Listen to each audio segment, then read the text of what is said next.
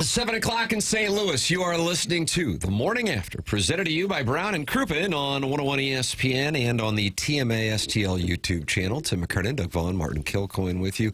Little Jackie Papers is on the ones and twos, and we welcome you to get involved as we broadcast live from the Stiefel Studios. You are welcome to text in, call in, or email in.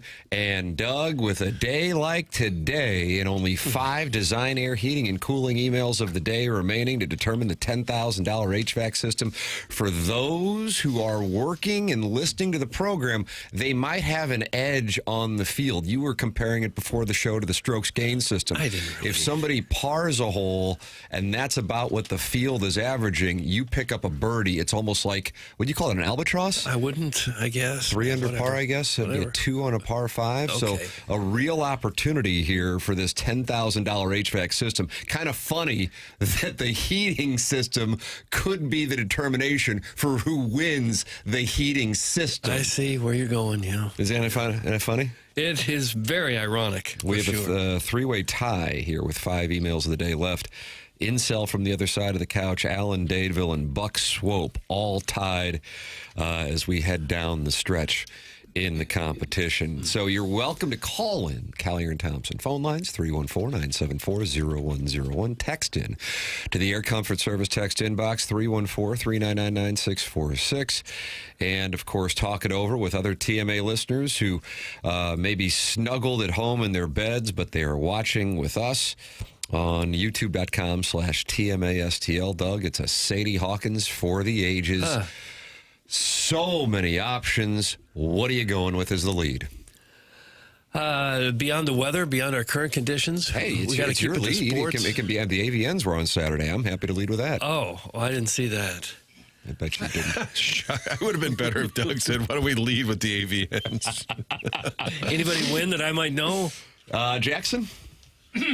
I don't know. Are leading with it now. Why I even ask the question? You're the one who asked, and then I'm unaware of the field, but I did see some sort of... Got to do show prep, man. I hate to say it, but you got to do show prep. I saw a Q&A session going on with some of the nominees, I guess, and I've never seen so many middle-aged guys who I would describe as victims of gravity in my entire life. What does that mean? Doug, what does that mean? A little maybe a little heavier. Yeah. These are the people in the crowd, or the actors? Victims of... Did you invent that, or have you heard that before? Aren't we all victims of gravity? In one way or another. Some of us more affected than others. Yeah. Doug, I see the best girl scene was Miss B, Nasty, Okay, and I didn't mean to lead with this. I didn't mean to ask. And do they all have cheesy names like, our winner this year, best actor is Bobby Beef? Do they all have... You're out of line, boy. Okay. Because the best leading actress was Ryan Reed. Okay. So this is what Doug wanted to lead with. I didn't expect this. I wasn't. It isn't. I didn't know what was going on. And the winner is Ramatar. All right, thank you. Just take a popular movie name, Doug, and then you add some innuendo. Ramatar? This ties in to sports, so that'll be great for the olds. Male Performer of the Year, Vince Carter. So, Jackson, I didn't know about that, but now we're NBA grooming. Nice, VC. Female Performer of the Year, congratulations to Jennifer White. Martin, surprise guest maybe at 9 o'clock, but I know we have Gabe booked to recount.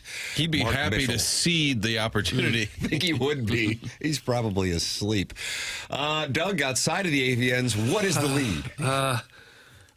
I still think it's the extreme cold and the snow. All right, hey. I think that's it. That's what's on everybody's mind. All right, well, there it is. I was kind of surprised pleasantly that the drive up here from the Sunset Hills area to Olive at 270 wasn't bad at all. So you took 270? I did. I went Lindbergh. That's what I do. Yeah. So I'd be curious what 270 is like. Martin, you don't know. Get on 270? I was on 270 yesterday at about 5 o'clock, and not bad. Okay. Not bad at all. I went to work on 270 and came home on 270. Not bad. You get these drifts or you get these giant piles. They don't have a lot of places to put this snow. I think that's the hardest thing. If you're going around your neighborhood, if you're just getting out today, you'll be doing just fine, and then you make a right turn. There's just a massive pile of snow in the middle of the road. It doesn't seem like there's a lot of ice on the roads, though. I didn't encounter any of that. I think it actually is. I mean, I was driving at 5 o'clock yesterday because, Tim, the essential workers must get out on the road. And my mom even said, well, why would they need you there? I said, well, thanks. Thanks a lot. We got a big night of sports. Yeah. Big Essential worker, Martin. I tried to tell my mom, she said, well, that's stupid. You should I be saw at your home. Twitter tweet. My mom was not pleased, and I took it as a great insult. She said, well, they don't need you there. And she emphasized the you, and I was like, I guess I really don't matter. But it was a fun night, just sitting. I was the only one in the 2 Fox office, was watching the old ball game. It was great. Isn't this a sports show? Oh. The snow's over. Talk about Illinois and the historic play by the freshmen. Okay. That's angry Boy, he is Dan. mad. He is mad. He is really loaded with it. Well, yes, they look great in the win over Purdue. Okay, there. We've wrapped it up. Oh, that's it. Wow. And Huge game. Jackson, you Okay. are out of the crosshairs of the 618. It's squarely on Douglas Elvin Vaughn. Yeah, best of luck there, Doug. Okay, It'll be tough Waxer for had, you. what, 46? Okay. Water at 46? Nice game. Oh, now his name's Waxer. Wagler. Nice game for the Wagler. Frosh. Why did Great you say story. Frosh? Under-recruited, too. He had offers from Tulsa. I'm like, Golden Hurricane. Everybody kind of missed the boat on this kid for sure. I think the storm coming on a Saturday into Sunday helped everybody out. It was a perfect day to kind of shut it down. I think a lot of people have shut it down today. We appreciate if you're listening. Well, I like to vet the audience. I like a good text audit. Are you working from home? Oh, yeah. That means not working Or are you much, just right? chilling? Martin, we're actually getting outside of Angry Dan, who wants Doug to talk more about Waxer. We're getting compliments for being here. A shout out to the whole TMA crew for making it into work this morning so we listeners can be entertained. That's from the mayor of Melville, so he's had a busy weekend. Right. And the Panther is texting in to thank us for coming in today. Well, Mayor of Melville, we doff our caps to you and all the work you do with, what was that, Reset New Jenkins? Am I right? Yeah, he played their football. Yeah. And Mark Hanna. The drive up wasn't bad at all for him. Maybe that's because there were so few cars on the road. It was just about me all the way up, and that makes a big difference. But it really wasn't very bad. Yesterday, I was supposed to have a party at Helen Fitzgerald's with some of the guys I ran around with high school. Every year we go to Helen's for a party on championship weekend. Do I was shots. the only one who showed up. The only one They didn't there. text you to say we're not doing it? No. Well, after I'd already left. So I didn't check my email on the way there. All these years, I've been running around with soy boys and beta males. Clip that off. And I walked in, Helen's is packed. Was it packed? Yes. I had a buddy of mine text me and say, "Hey, we're up at Helen's having some libations, probably some wingy and crinkle cuts. I would have to imagine too, and come on up." And he says it's packed. It was. And Doug was up there, and you just decided to sit at the bar and just I pound left. booze and watch the Rammies. I walked around, looked for everybody, and said, then I turned, reared, and I left. And then I looked at my email. Oh, yeah, we're not going to do it. We can't get out in the snow. Again, Tim, it's important people stay off the road so the plows can do their job, unless you want to go have some wings. That's correct. That's correct. Watch some football. That's correct. I mean, it is a huge sports day for restaurants, and sports bars to pack them in for the championship Sunday. Oh, yeah, I bet they took a hit. Yeah. So a lot of folks that did have to shut down. That's a big hit. Doug was there. You could have sat down and at least briefly. pounded like 12 beers. No. But a good sport. Carlos left. Spicy Wiener, who is in the mix to win a $10,000 HVAC system. He has one win, meaning he trails Buck Swope, the incel from the other end of the couch, and Alan Dadeville by just one, with 5 design, air, heating, and cooling emails of the day left this month. Says, sounds like the incel community was out in droves at the AVNs on the TMA fan page and the TMA Reddit page. Color me shocked. That's from Carlos Spicy Wiener. I can't speak to the AVNs, Doug. As you know, I went in 2010 and 2016, both years a Christmas present from my wife. Oh, God. Not there in 2020. What a good sport she is. You better believe it, brother. But not there in 2026. I did have a chat with the audience on the TMA fan page on Facebook, which Jackson does a wonderful job of moderating. Yeah, I check in there bi-monthly. Just to make sure That's the gig. everything's That's what his contract says. Doing Check well. it bi-monthly. Yeah. I can't speak to what happened at the AVNs. I can't speak to what happened on the TMA Reddit page. We welcome you to call in and share that, though. Carlos Spicy Wiener, or anybody else for that matter, 314-974-0101. So, Doug, you went with the AVNs first, the weather second. Yeah. This is just a brief aside, although it fits with what you think is the second story, being the weather. Do you think schools will be back in session tomorrow? Because I don't think the roads are going to be able to improve materially between now and tomorrow with it being frigid today. I'd say probably not, because they get a certain amount of snow days. This is about as cold as it ever gets here. And I think just that will keep a lot of people home. So Do you hear anything at the Two Fox there, Martin? About tomorrow? Just in general, In the general, conditions? no. I think the temperature's better tomorrow. It's the one day where it's not insanely cold. So if it was going to be -4 again, I think that cold weather could have decided it. So I feel like most schools will probably shut her down just on the side of caution. It's one of the biggest storms we've had in a while. I'd like to know where my prize is. I believe Lambert's official reading was like 8.1. Oh, over-under you was, shipped the over. I shipped the over.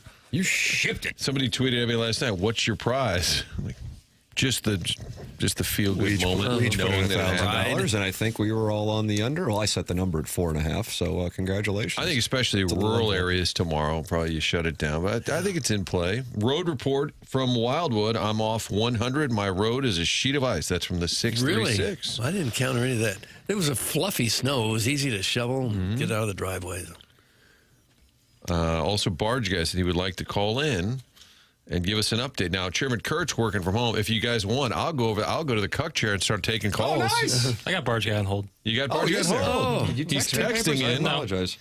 No, I was gonna let it kind of marinate for a little bit. I was just sharing the text. I wasn't saying. And See if he's interested in hanging out for a little bit. And then, you were buying a little time there. yeah, you were running some clock. letting the water boil.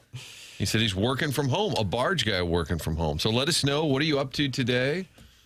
How was your weekend? Did you get out? Did you see Doug? At Helen Fitzgerald's. I tried to get out. Nope. How many wings Soy did you boys. have while you were there? I didn't have any. I looked around. They weren't there. Then I checked my phone. Oh, they canceled it. So I turned, reared, and left. That is kind of a terrible feeling when you walk in, even if you're just looking for your family and you feel like the biggest loser. You're just looking around like, hey, what's up? I'm meeting some folks here. Yeah, especially when the place doesn't. Helen Fitzgerald's is not the case, but like a place that doesn't have a ton of standing room, and you're like kind of in the way of everybody. Food servers are coming around you. You're like, are you in line? I'm like, oh goodness. Papers, you probably have not seen a movie called The Lonely Guy. Steve Martin. He cranked out a bunch of movies when he was extremely popular, and they're all not terribly funny. Yeah, but. Should I check out The Lonely Guy? Just kind of wacky. He walks. He's a lonely guy. He's alone. So he walks into the restaurant, asks for a table for one, and they put a spotlight on it. It follows him to his table. No way there is school tomorrow. If there is, I will kiss Doug. That's from Wedding Tackle. No, we don't Win-win. need that. I think more likely than not, they'll shut down tomorrow. I would agree with you. And my reasoning, I agree with you on the allotment of snow days, but then also I just don't know how the roads are going to be much better today than tomorrow. Now, Doug, since we both take the same route to work, oddly, did you notice that when we get to Huntley, it was good? There was like a mile stretch where it was totally clear. No problem. Yeah. I don't know what that's about. I don't know. Maybe they have the money to have their own private street scrapers. Well, I have a carport. Not that many carports in Huntley. I think there's like 3 for like the really wealthy people. Well, they have like the entrance where like you drive through under the house, like the garage that's cut in half. So that's half a carport. By I would say. definition. Yeah, By you could park definition. under it, therefore it would be a carport. I got to say, there's a stretch right in front of. Tim, did your mom go to the Viz? Is she a VVET? Boy, I don't know. I'm a meat and potatoes guy, Okay. so visitation would not be something my family would come from, even though she did. For those who did go there, I'll let you know that stretch. It's right in front of Missouri Baptist on Ballast. For whatever reason, there's about a 1 block, like a football field length, that doesn't get plowed. I don't know Is if that right? I don't know if the plow guys are mad at Viz. They didn't let her daughter in at some point.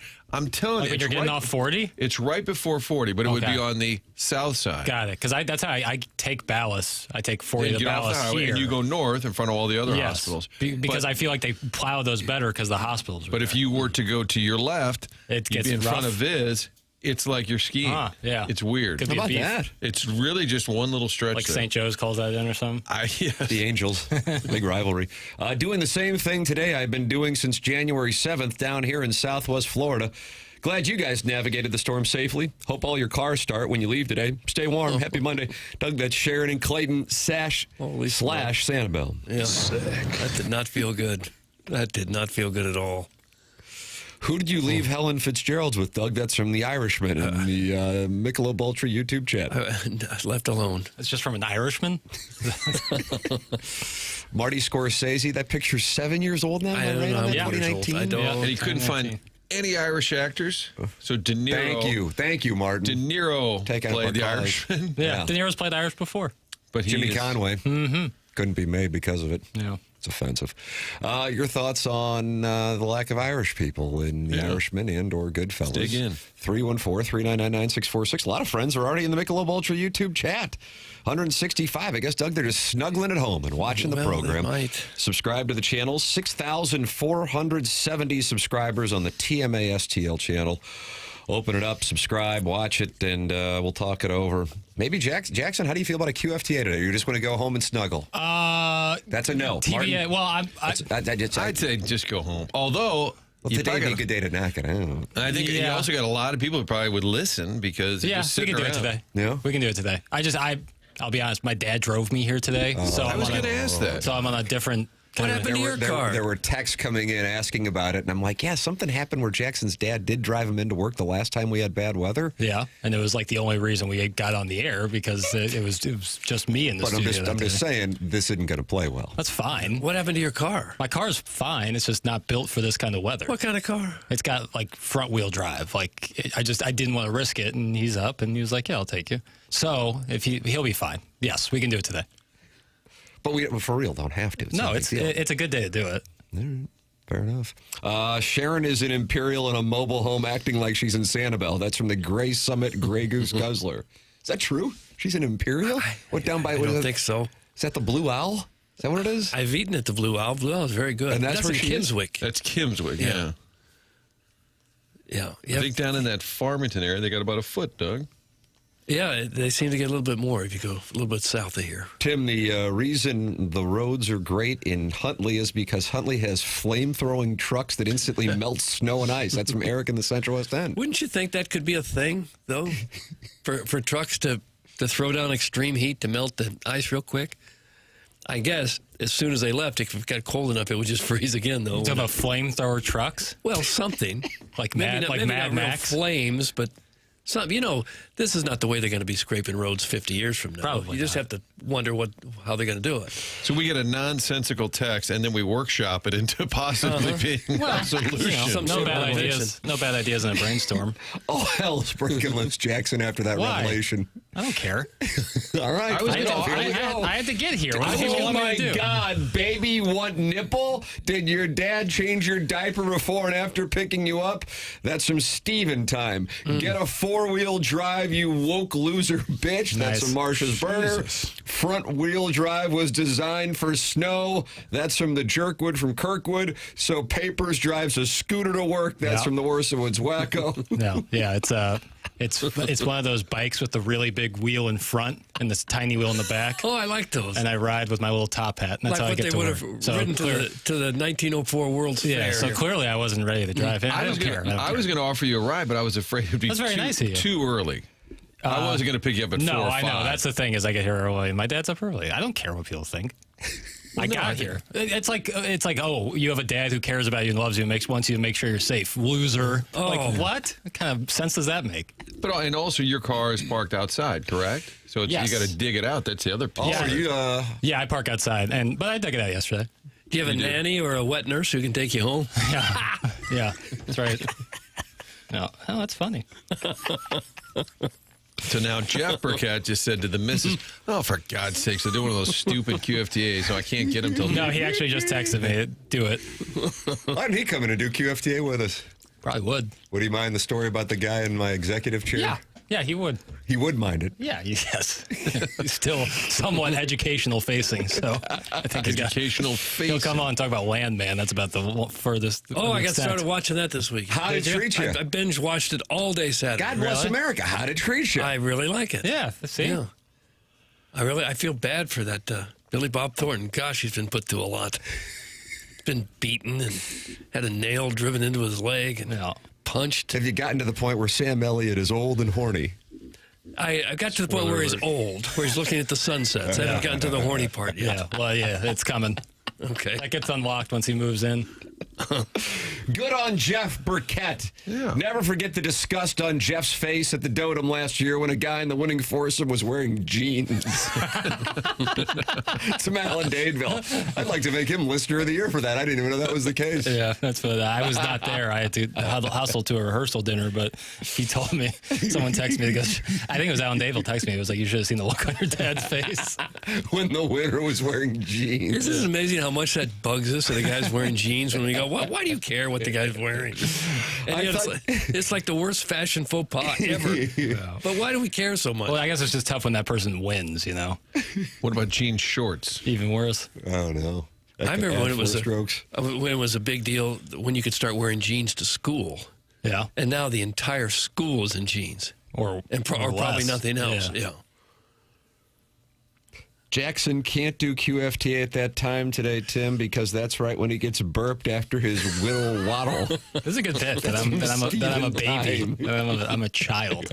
I like that. That's funny. Jackson, I thought your Mini Cooper did great in the snow. That's from Mahomes' long body. Yeah, you got to put it on snow mode. I've just gotten stuck in my car before in weather like this, and I didn't want to risk that. It's not worth it. Then it's 5:30 because I got it. Like, I have to be here. Like, that's not like if I didn't show up, it would be like, oh man, just to stay home. I literally have to be here. So Tim, you and I could miss the show, but Jackson well, cannot. no, you guys could do it from Boy, home. talk about essential, Doug. This guy. You can do it from home, but if I didn't show up, who would be switching these knobs? Clip that Great up. point. Huh. I wonder what the Uber business is doing on a day like this. A lot of people not wanting to get their car out, but still have to be somewhere. Probably a good time. Yeah. Ted Gann says The Irishman was an awful movie. Has that been tended to on Movie Boy? It's a take I personally disagree with. Okay. I think it's a classic. But has it been tended to on Movie Boy? I did a rank. I maybe did a Mount Rushmore of Scorsese movies at one point, just impromptu, and I think I put Irishman in there. I really love it. On the Mount Rushmore? I really love it. I really think it's that good. What do you think's on? So Goodfellas is definitely on there. For sure. I would think, I think, if I'm not mistaken, you're not high on The Departed. I like The Departed a lot. I think I might have put it in there. I thought you didn't. No, I love The Departed. You had a bad take. I thought you had No. I thought you had a strong take for It's not like a weird Jack Nicholson performance, but it's still good. Okay, so then The Departed's on there, The Irishman's on there, Goodfellas, and then who do you think's four? This is not going to be easy now if those three are on there. To me, it's like the quintessential 70s movie. Raging Bull. No, I think that's 80. Taxi Driver. There it is. Taxi Driver. There it is. There it is. Taxi Doug Driver. Sybil Shepherd. Robert De Niro. Yeah. And You looking at me? Scorsese, You talking to me? No one else here. You must be talking to me. has Scorsese not won an Oscar? Is that No, he did. He won Best Director and Best Picture for Departed. Departed? Mm-hmm. I was thinking it was famous that he maybe. It was weird that he won it. Like, Up it had until been so then. long that he didn't win. They gave it to him for Departed. He should have won for Goodfellas, but they gave it Dances with Wolves. Oof. Correct. Did Jackson's mommy pack his lunch too? That's from Hunchback of Vaughan Castle. No, if it makes you feel any better, I didn't even pack a lunch. How about that? How about that? I'll go hungry. But had your mom packed the lunch and your dad said, "Hey, Mom, wouldn't that be awesome?" Be world class. With And you like a little Debbie in there or something. Yeah. Maybe some Bologna pretzels. sandwich. Yeah. Who cares? Yeah, Swiss roll. And mock away. Yeah. I'm going to open my little brown bag in the break. It'd be awesome. Jackson, I listened to Movie Boy for the first time over the weekend. I really enjoyed the episode on Landman, mostly because Tim was on it, but also I liked hearing your dad's story. That's from Doug's shower squeegee. I'll take a compliment wherever I can get it. So thank you, man. Your dad had a story on Landman? Yeah, so he kind of grew up. His family worked in the oil fields, and he worked in oil supplies. Money. Worked in, did not own.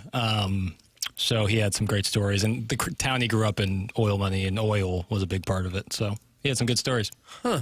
In Texas, he grew up? No, his mother, my grandmother, did grow up in Texas, and then they moved to Clay City, Illinois, because there were more oil there, too. Really? All right. It looks like a kind of a rough business to be in, if this is any indication of what it's really like. No, that show. that's pretty accurate. It's extremely dangerous. Yeah, I would think. You want to go into the oil industry today or not? Well, only as the owner. I don't want to be a roughneck. I couldn't handle that. A little much. I don't want to live in one of those little huts with 4 other men. Sounds like the Aviana one. I don't want to have the tar beaten out of me every other episode. Let's see. Is Jackson going to give his dad a nice foot rub for taking him to work today? That's from the 618. Nope. Combining both the Mother's Day Yeah. foot massage and the fact that Jackson's father took him to work today. No. It seems like people have an issue with me having a positive relationship with my parents. Probably what it is. I don't know what that's about. Maybe they ought to look internal. Yeah. You can send your insults in at 314-399-9646, Air Comfort Service text inbox. Call into the Callier and Thompson phone lines, 314-974-0101. And email in for the Design Air Heating and Cooling email of the day. And down the stretch they come. 5 more Design Air Heating and Cooling emails of the day in the month of January, and we have a 3-way tie. Are you horse plowing me? Good chance that you're quote unquote working from home today, so take advantage of it. You've got a couple of hours to create an email that could lead to you winning a $10,000 HVAC system from Seth Goldcamp and his team at Design Air Heating and Cooling. And my goodness, if you run into an issue with your heating system, it is -5 degrees right now. That is literally the temperature in St. Louis. And Doug, we've got a high today of 16. So if you run into an issue, go to designairservice.com, and Design Air Heating and Cooling will take real good care of you, just like they have taken care of me, Martin, and Doug for years. It's Design Air Heating and Cooling, longest-running sponsor on TMA. The 7 o'clock hour, presented to you by Healthcare Evolution, online at healthcare-evolution.com. Tim McKernan, Doug Vaughn, Martin Kilcoyne with you. Jackson Burkett here on the ones and twos. It's TMA, presented to you by Brown and Crouppen on 101 ESPN.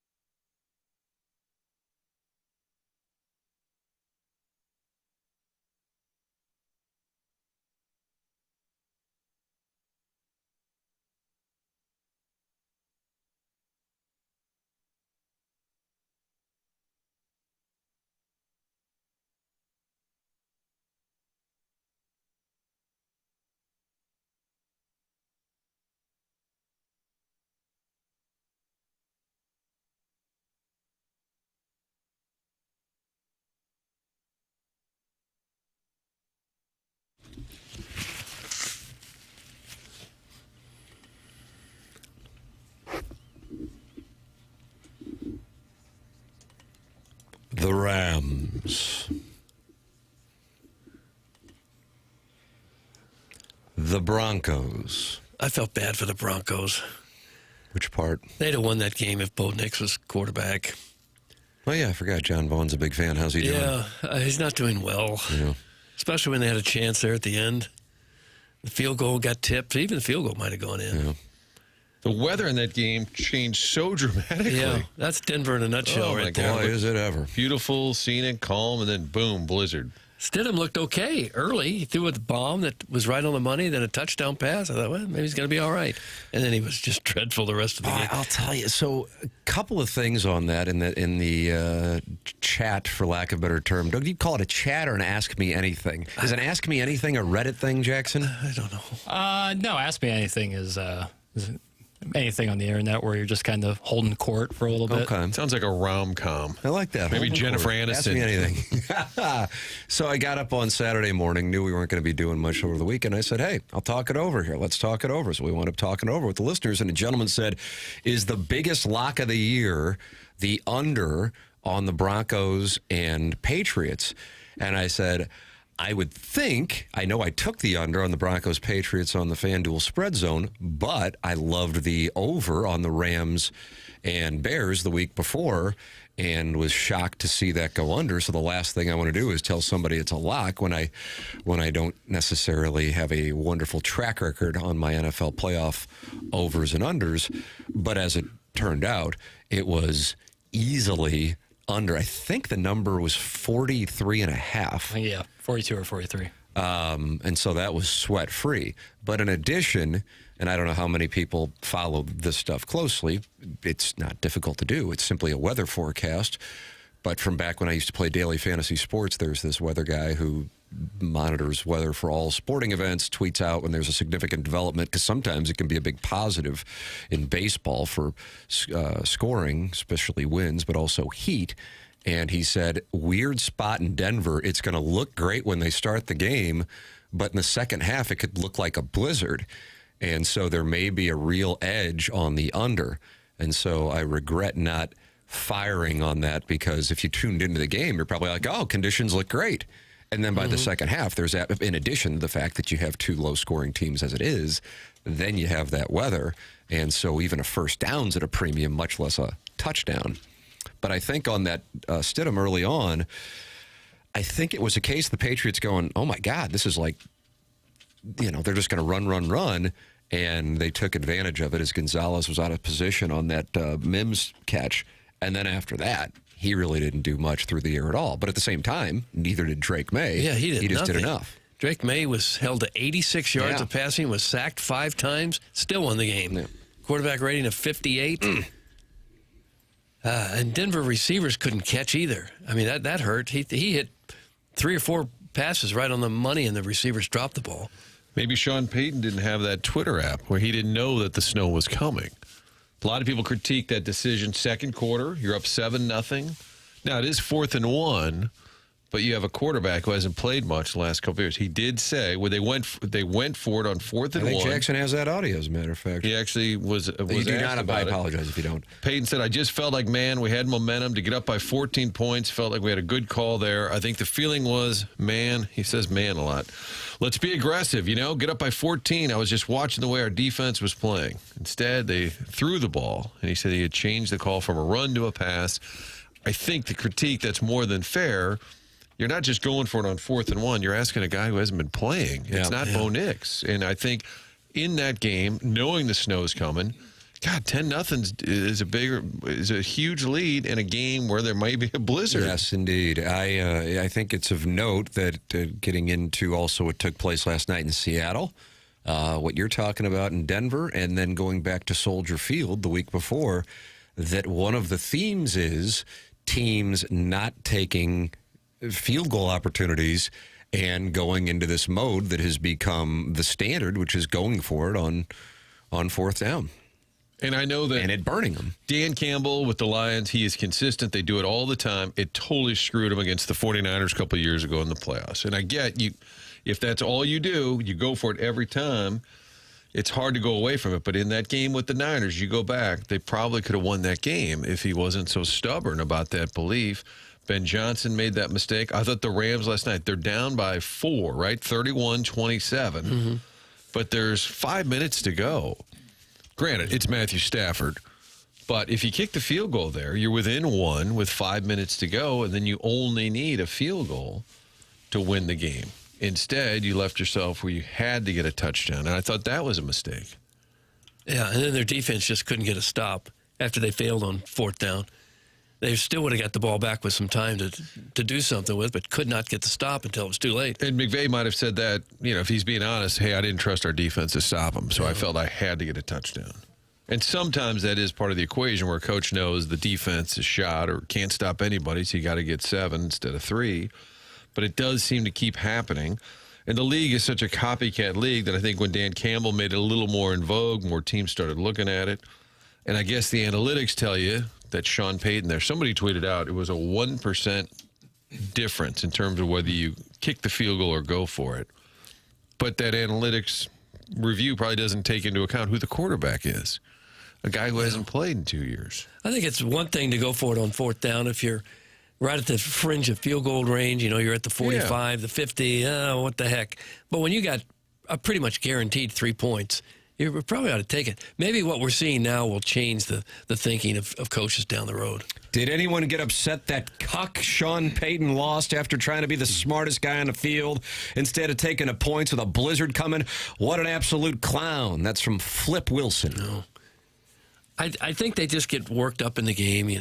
They want to be positive about their team. They want to show let's win it on our own type of thing. We'll jam it down their throats. We'll do this. I think it's tempting when you're that close. And I get that idea. Hey, we were up 14-0. We got them on the ropes. But in a game where the weather's going to shift and you got a shaky quarterback, being up 10-zip, I think it's the obvious call based on your quarterback situation. The play that iced it for the Patriots, Drake May, 3rd down, and he busts off the run. Mike Vrabel and May talking about that decision and play in the postgame. Love to hear it. Go ahead, hit the lever, please. Yeah, Dale. we were in big personnel running. You're running the same deal to the right, little stretch play, and at some point, they get lackadaisical and got a chance to get around the edge. And I thought he was going to track me and hawk me down, but got enough to pick up the first. And Coach Braves would probably get mad about running out of bounds, but at that point, it doesn't matter when you get the first down. So that was a cool moment and cool to separate those guys. It's always cool finishing in victory formation. It's pretty sweet. Yeah, and that's a great thing about Drake and the ability to extend plays, and if it's not there, gain chunks, and he's done that most of the year. And again, we'll have to get a lot of things corrected, and we'll have to play our best football game in 2 weeks if we want to finish champions. I love that play call because I thought, he's going to throw it. That's pretty good. They couldn't throw it at all. Well, but I thought, oh my God, he's rolling out. He's going to throw it, but he runs it. If he doesn't get it, it's just like running it up the middle, right? Chewing some clock. But if he at least gives him a chance to get the first down, I think that's the trickiest call when you're a coach or a play caller. When it is that 3rd and 5 or 6, but you just want to run the clock because the other team is desperate to get the ball back. Do you play it safe, play it smart? I think that's when it really is tough on a coach. I really like that Mike Vrabel. Yeah, he's good. How could you not? Did you see fired by the Titans? Yeah, that was terrible. That was a continuing stretch of the Titans front office not knowing what they're doing. There's a lot of bad organizations. You can just tell. You look at Sam Darnold. We don't need him. We don't. The Vikings let him go. Well, looks like he's pretty good. Vrabel told his players after the game, no curfew tonight, but the bus is leaving at 8 in the morning. If you ain't on the bus, you're not playing in the Super Bowl. So go have your fun, but get on the bus. So that was the curfew, 8. Yeah. Basically. Yeah, and then one of the players said, oh, yeah, hell yeah, I guess I ain't playing. Let's see. I didn't realize Drake May was from such a family of athletes. That's from Mahomes' long body. Okay. What did his parents do? I don't know his story. Oh, there's no way to find it. But you go from Belichick Brady and just a dominant run, and then they bottom out, and you're like, good. They're going to have to eat it for a while. Mm-hmm. It's only fair these things come around and go around, and yet here they are back. And you can't get rid of the Patriots, Doug. Drake May's only 23. Half the quarterbacks in college are older than that. 2 of his brothers, Luke and Cole, won national championships playing collegiate sports. What sports? Doesn't seem to say. Well, I thought the Broncos should have let Stidham run a little bit more, too, because it looked like he had pretty good legs. He was running without an issue. Yeah. I agree with you on that, And he couldn't especially in the throw. conditions. You drop back, you look around, then you take off running. It seems to work every time, or a lot of the times. 223 people. But people are at home and they're watching the program. Doug, 223 really? people in the Michelob Ultra YouTube chat. So I'll make sure we dial in there as well. You open it up. Talk it over. We're all in here and live from the Stiefel Studios on the morning after. It is 101 ESPN and the TMA STL YouTube channel. The chat in the YouTube channel is brought to you by Michelob Ultra, 95 calories, 2.6 grams of carbohydrates. It's only worth it if you enjoy it. Michelob Ultra, sponsor of the YouTube chat, and Healthcare Evolution, sponsor of the 7 o'clock hour, and they are online at healthcare-evolution.com. I went out there and found out that my slap tear in my shoulder is no longer there. Glorious, and that's because of the technology that they have. And then Doug and Jackson went out there on Friday. Doug, what was your experience with Logan Taylor and Healthcare Evolution? Great people, very nice people, very knowledgeable, take good care of you, working on my shoulder, try to loosen that up a little bit as I move it. And I think they got the answer for it. I got a little injection there that they said should help loosen it up. So I'm confident and optimistic that it's going to help. You guys carpool? You picked No, Jackson up? I drove myself. I don't know how Jackson would have gotten there. I drove there myself. Look at you. Big Happy for you. Yeah. Look at you. You're Felt all great. grown up and you're all grown up. Yeah, I am. This little guy is making his drive his own self. And there was a Lee's Chicken right next to the place. There was, yeah. Did you stop there? I Show yourself off a little? I didn't. I did. I should have. I had a great experience. Yeah, working on my scalp, working on some hair loss treatments that we're hoping is going to be maybe the answer. I just don't think that there's a big issue, but if you have an issue, Oh yeah, no, it's. but if you come in here with like big lips in the next few months, I know that you're going through it. You know Right. what I mean? Oh yeah. If he starts going the brio route with the lips. Yeah, coming here with the little BBL action. It's all on the table. You could look like Wayne Newton. Yeah, it's all on the table. New year, new Jackson. But some really cool stuff they're working on at Healthcare Evolution in terms of hair loss treatment, and more on that to come is what I'd say for That's for right. you. It's ultrasound-guided precision placement regenerative treatments right where your body needs them. They have helped a number of TMA listeners already, including 3 of us here on the dais at healthcare-evolution.com. They got listeners back to lifting weights, back to hockey, back to coaching and cheerleading with their daughter with one of our listeners, and golf, tennis, soccer, softball. What do you need to get back to? You can get treatment literally today. Go out there and get looked at healthcare-evolution.com. Healthcare-evolution.com.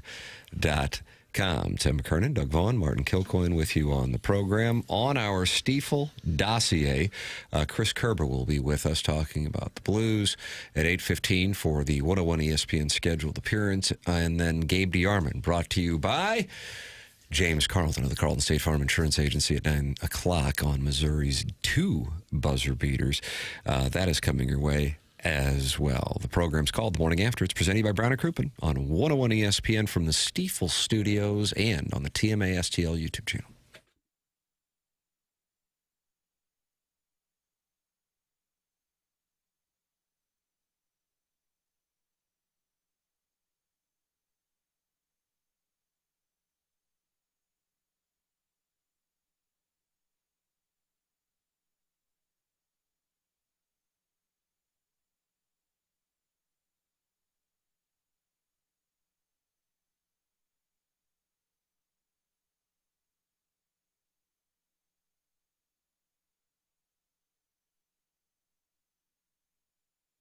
Universal Windows Direct online at universalwindowsdirect.com has a wonderful opportunity for TMA listeners. New year, new you. That's what Jackson was just saying. Well, how about new year, new home upgrade? If you've been thinking about replacing your windows or you've just had enough of those cold drafts sneaking into your house every winter, now is the perfect time to finally take care of it. Universal Windows Direct has a January offer that's all about starting strong and saving big. Right now, when you buy 4 windows, you get 4 free. That's one of the biggest offers they've ever done.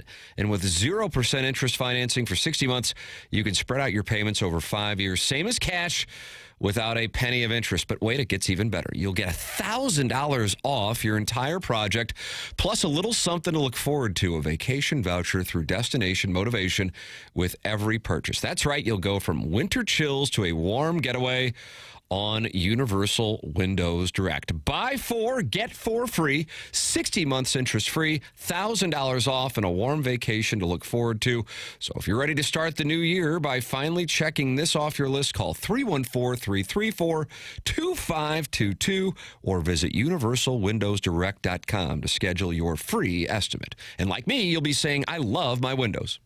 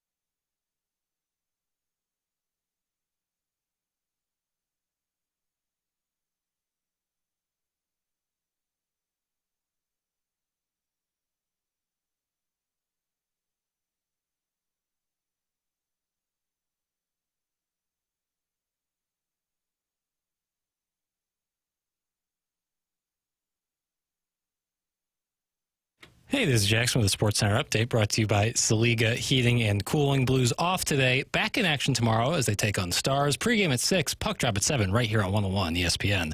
That was another Sports Center update brought to you by Saliga Heating and Cooling, a Daikin heating and air conditioning dealer.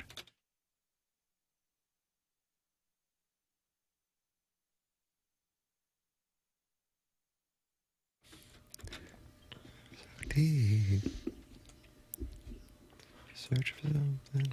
It's TMA 101 ESPN 7 o'clock hour brought to you by Healthcare Evolution. Online at healthcare-evolution.com. Tim McKernan, Doug Vaughn, Martin Kilcoyne, and Jackson Burkett all live in the Stiefel studios here on January 26th, 2026. Isn't that fun? January 26th on 2026? Good. So if you're filling out the date 1/26/26, that's fun. Gosh, it sure is. I may do that all day long. Just write some checks. Looking for things to date, You're welcome to call in the Collier and Thompson phone lines, 314-974-0101. You are welcome to text into the Air Comfort Service text inbox, 314-399-9646. And, of course, you can email in 5 Design Air Heating and Cooling emails of the day left in the month of January for the Design Air Heating and Cooling email of the month winner, who will get a $10,000 HVAC system courtesy of Seth Goldcamp. If you want your business to own the month of February on TMA, email me at tmckernan@InsideSTL.com. Come up with the prize, and you can pull off what would then be the second greatest promotion in TMA history, because nobody's ever going to pass up Seth Goldcamp and this Design Air Heating and Cooling email the month winner, getting a $10,000 HVAC system. But T. McKernan at InsideSTL.com. Jackson and I'll do QFTA at around, what time, Jackson? You tell me. Probably 11:30. 11:30 on the TMA YouTube channel. So Jeff Burkett, you should pick up Jackson about 5 p.m. 5 p.m. is when we'll probably land the plane. Yeah. If we do a brief one today, that'll be on the TMA YouTube channel. You can email your questions, comments, hate mail. Certainly doesn't have anything to do with sports. TMCKERNAN at InsideSTL.com. Doug, is this a fair question to ask? I think it is. If this were 2019 instead of 2026, the Rams losing yesterday would have been the lead instead of what you made the lead today, which was the AVNs. I didn't make the Avians. I can have Jackson play the audio stumbled into that. Maybe because the pain would have been a little fresher at this point. I don't care. I've lost my hatred for the Rams. And that's because of the Battlehawks It's just success? it just kind of timed out. I had it for a while. Now I've moved on. I don't mind the Rams anymore. I did see a lot of online activity where people were excited to see the Rams lose, but I've been indifferent for a while. I wanted to see a good game. It was wildly entertaining. When those two teams play, Rams, Seahawks, is great games. Loud stadium. It was fun. Kind of feels like the Seahawks have been the best team in the league for a while now. It's kind of underrated. I feel like they're Indiana. I keep saying, I don't know. I can't buy them. I just can't. And all of they just keep winning and keep winning. And I would think, I haven't looked at the number, Tim, but are they favored at this point? Substantial favorites, Martin. And you knew that was coming. I think it opened up at 6.5, but I think it settled at 4.5. So some action came in out of the gate on the Patriots for the Super Bowl. But Sean McVay had an opportunity late in the game, about 4 minutes left, to kick a field goal that would have made it a 1-point game. Instead, they choose to go for it, and just nothing open. Matthew Stafford throws into the end zone, and if anything, the Seattle DB was more irritated that offensive pass interference wasn't called, because it was a clear opportunity for an interception with the Rams receiver on top of him. But the pass is batted down.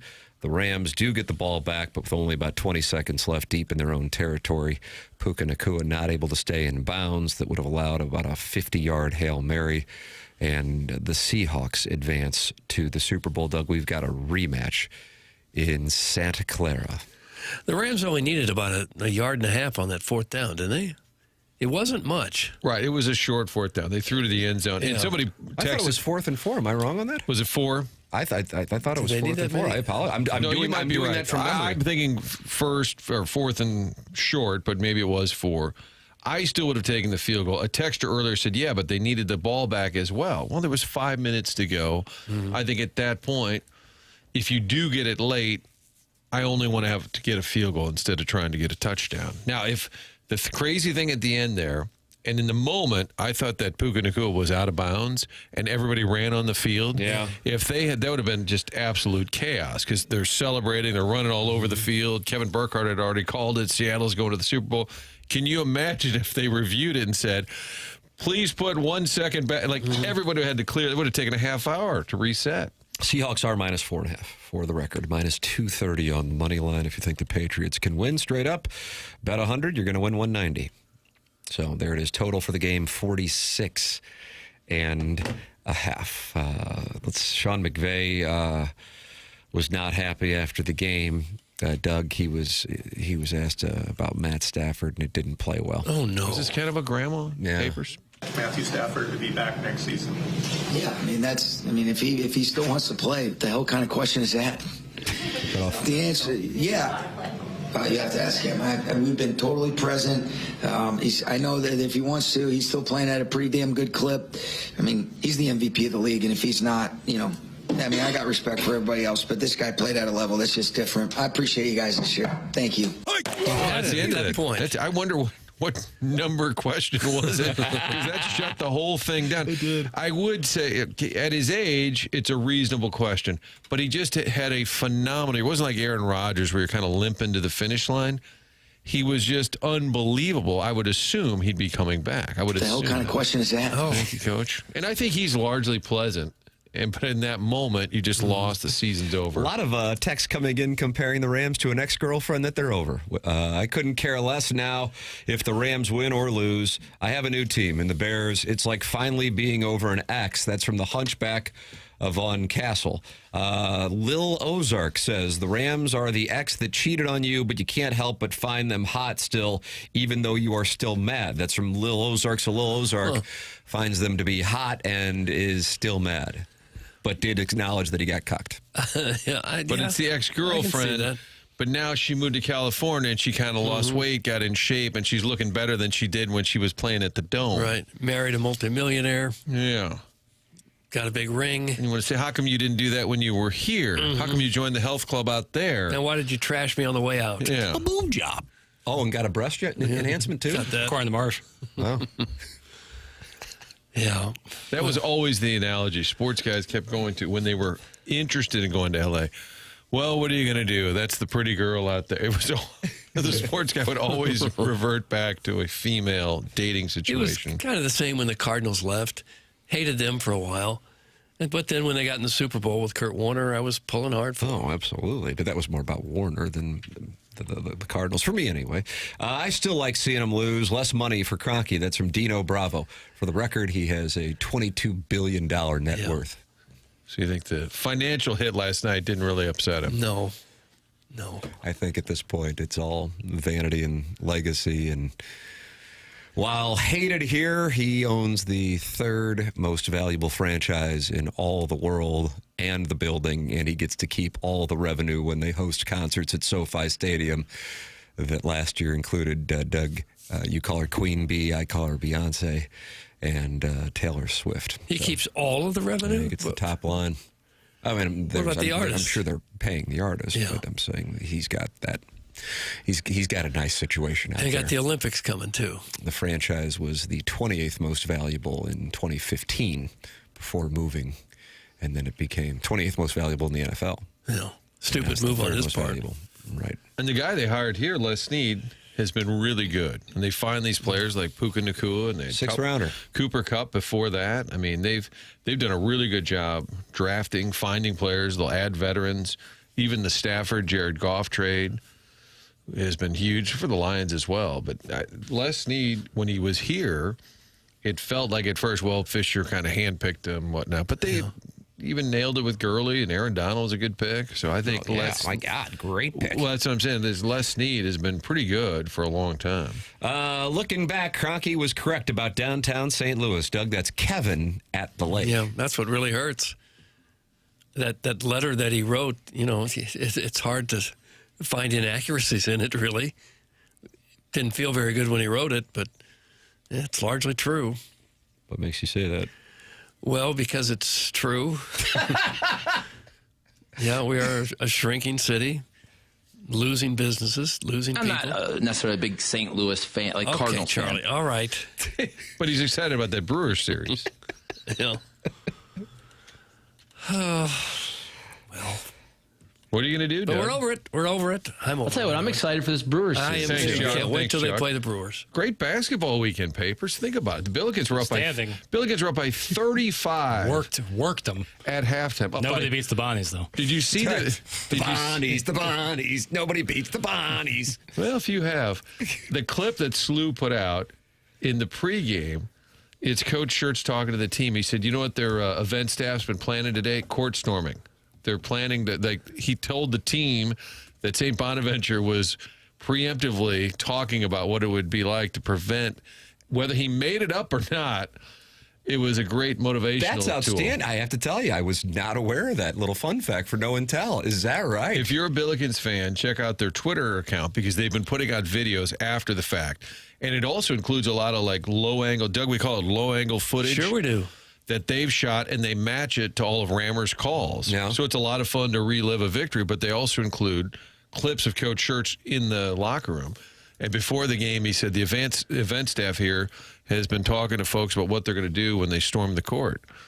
That's a nice little, I don't know if he made like that up or not. I thought, I bet SLU, I mean, it wasn't like a big bet, but I bet SLU on Friday afternoon, 4:30 tip. Because random. 8.5 was the number? I think I laying 8.5 or 9.5. And my reasoning, I wasn't aware of that, Martin. My reasoning was that debacle at the end of the Duquesne game. They were gonna utilize that to come out on fire. With that said, I never expected that. 13 of 18 from 3 at the half. 13 of 18 from 3 at the half. 58% for the game. Mother of God. And that was with the but it was like it's 70% in the second half at one point. So, I mean, that's NBA teams don't shoot that well. Ishan Sharma with 29 points in the win. They are certainly getting their attention now nationally, and this is a huge week and a huge opportunity with George Washington in town on tomorrow evening.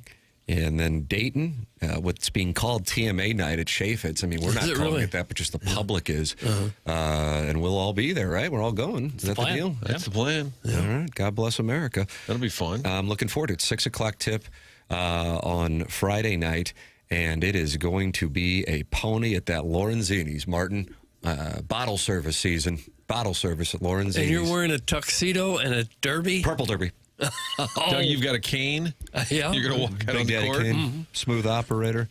So the 19 and Billikens 19-1 and 19 in the NCAA net rankings, or is it 18-1? Hell, I don't They're know. 19-1 because it's 13 in a row. There you go.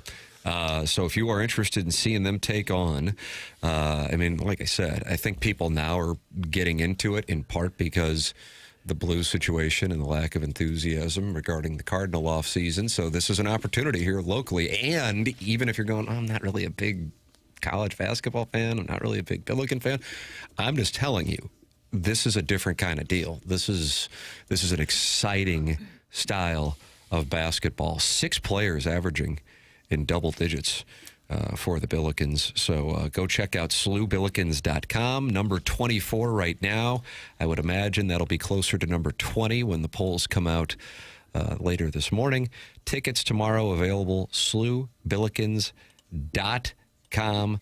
And they continue to put it on teams. And the Bonnies were on the receiving end of it on Friday afternoon/evening. In upstate New York. SLUBillikens.com. Check it out for the Billikens and George Washington tomorrow. And I would imagine there aren't going to be many tickets available for the Dayton game, but we'll see. I would think that's close to sold out right now. It's going to be Because fun. of your appearance? I don't know, because I have been to 4 or 5 games already, and I don't know how much my appearance impacts attendance. I know it has to be at like 80% improvement. I would think, yeah. But I don't know if it'll impact it to the point of a sellout. I think the team's pretty good, too. Not as good as me, but Yeah. good. Papers, how did you view the Mizzou win? Was thrilling because you have a buzzer-beating 3 to force overtime, and then you have a 3 to win it at the buzzer. Pretty cool. But because it's Oklahoma, like you had to beat Oklahoma. They're 1-6 in the It was an SEC. undeserved win, but a win nonetheless. Like you They had did not to have play it. well, had to have it, didn't play well at all. I was thinking of you because it's thrilling when your team hits a Sure. buzzer beater to Two win. buzzer beaters. Especially on the heels of a really poorly managed late game situation Yeah. against Georgia to do the way they did it. Granted, Mark Mitchell is not the guy I would ever want taking a 3 to end the game, but if you're going to step up with confidence and knock it down, good on you. He's your best player. And now, sorry, I don't mean to cut you off, but you have a chance now at Alabama tomorrow. If you get that win, you will have a very successful month of January. Despite not looking great at points, you'll have 5 wins in the month of January, 3 of them coming from premier opponents, 1 of them on the road. 2 of them would be on the road if they beat Bama. Yeah, you'd be in great shape if you beat Alabama tomorrow night. I was thinking of you, like the thrill of victory. Again, Mitchell shooting it even more shocking. But then you come down a little bit and say, wait a minute, God, we shouldn't be dorking around with Oklahoma if we're a tournament team. Probably not, but hey, listen, it's hard to win. It's just hard to win. Sometimes, I'm not mad. I'm just No, I know. Trust me. Like, I'm not saying like. Why is he mad at me, Tim? Cool I just- down. No, I'm Gosh. saying like, Defensive. I'm not giving you a ride. it's good to win no matter what. You know, it doesn't matter if you're playing an SEC opponent. It's good to win. But they didn't deserve that win on Saturday. But they'll take it. Pretty and fun in route to it. You know. And Doug likes that Waxler for the Illini. Yeah. 46. They won at Purdue. 9 for 11 from 3 is gross. Like that's unbelievable. And it wasn't like he was just catching and shooting. It was step backs. It was one-on-one moves. Well, you're doing that at Mackey against a true national title contender. Like, listen, Mitchell and the buzzer beater, thrilling. It's Oklahoma. Former Billiken assistant Porter Mosier probably on alert Should have fouled.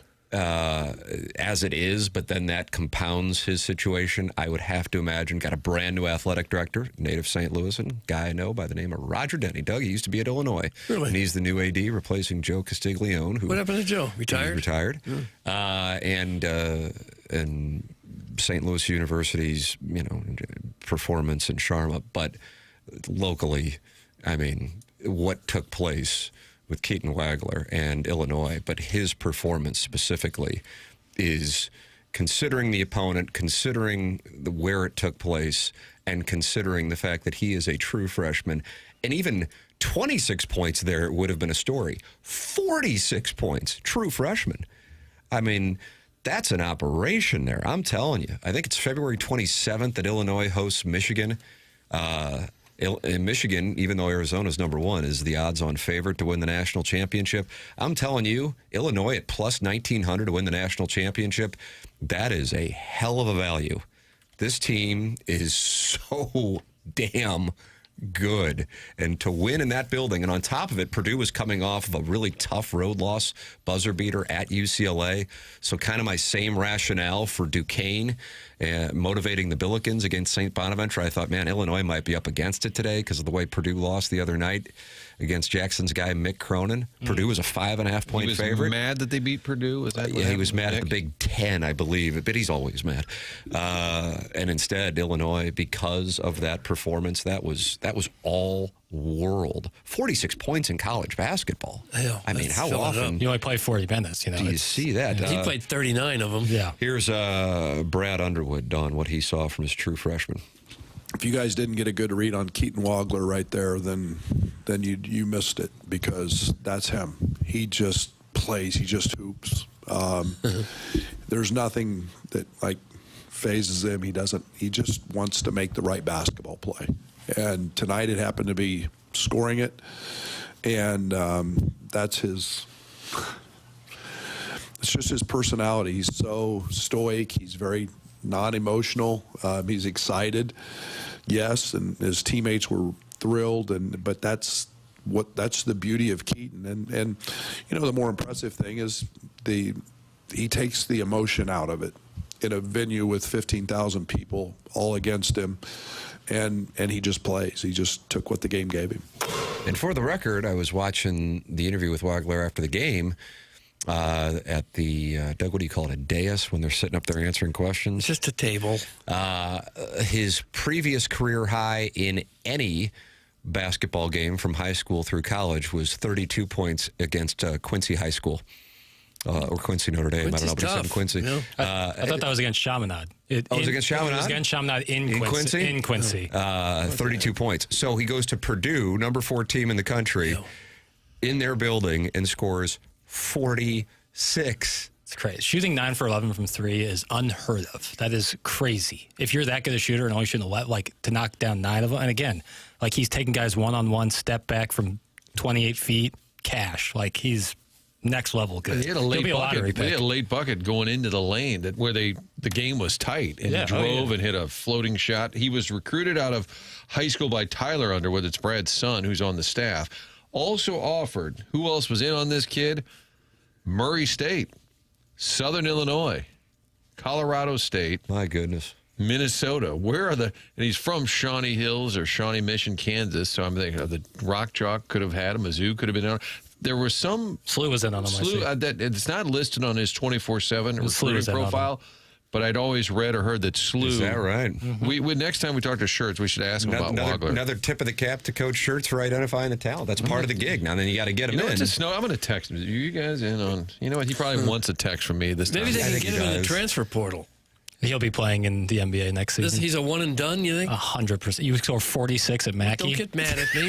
Shooting 9 for 11 from 3. I'm telling you, there's NBA GMs right now salivating over the idea of drafting some of the best sound was this reaction. Jackson, who? Jake Davis, yep. Wing for Illinois, a good ball player. Here's what he had to say about Keaton Wagler's performance. Point where you're like, bro, Keaton's feeling it. When he got to 24 in the first half, I was like, this motherfucker shooting, he's making everything. We got to keep getting the ball, and we did. Now, why would you talk like that in an interview? So that McAfee will use it? That's the guy with the shoulder-length, curly blonde hair. He's like Wayne Grove. He's got to know better than to talk like that. I had to get it on, man. I had to get it on. How will you explain that to your kids tonight? Well, how would you explain it to your coach? Yeah, during an interview, I started dropping MFs and everything else. You should. He was the least problematic, I would say, compared to David Mirkovic. I have his sound. Take a listen. Of David Mirkovic, who did play despite being a little bit injured against Purdue. But here's what he said if he didn't play. I mean, probably, I'm not saying, but probably my team wouldn't be able to win without me. And just that thought and I'm not playing, even Northwestern game or this game, and me not playing and we lose in some situation, but we probably wouldn't against Northwestern. But if we lost today and I wasn't playing, I would kill myself probably. What? Just I had that thought, and that's it. That's a weird soundbite. English not his first language. Right. Not sure he meant it that way, but very, very. That was funny to me. I would kill myself if I wasn't playing and we lost. I would probably kill myself. I do think the language barrier was a little bit. 100%. I think he was saying this meant so much to me. It would take a ton to keep me out of this game. I don't think that he was. But he also talks a lot of crap during the game, which I love.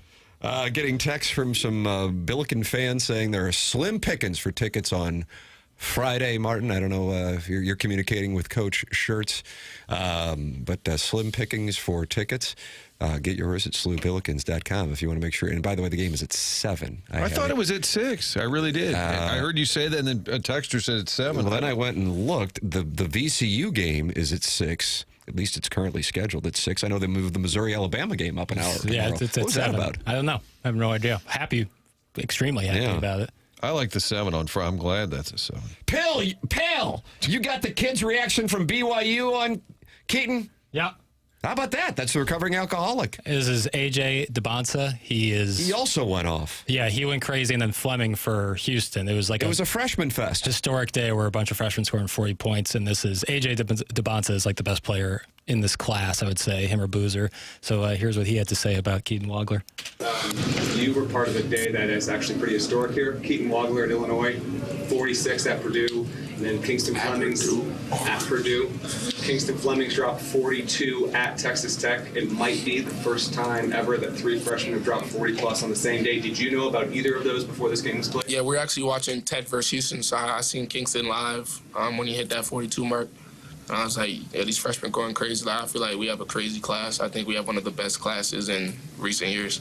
What does it feel like to be a part of that freshman class? I mean, it feels good. I've been playing against these guys since I was 15, starting at EYBL and different camps, Nike Academies and Curry camps and stuff like that. So I've done seeing these guys grow, and it's just amazing to be a part of it. Kind of cool how they all know each other. He said at Purdue, he was shocked. Yeah, that was a good. Guys, Shirts was on KMOX yesterday. I was actually listening to that interview with Tommy Akak, who's having the greatest week of his life after Indiana's win. Shirts was on KMOX yesterday and said he thought Wagler was coming to SLU before he committed to Illinois. Can you imagine how much he would have carved up the A-10 in Shirts' offense? It's from the St. Charles Hermaphrodite. Yeah, he would do great in that offense. Confirmed. He said, we were one of the first schools to do so. He was an unranked kid. I saw him in some AAU circuit. Had no clue, obviously, he'd be this good. Wow.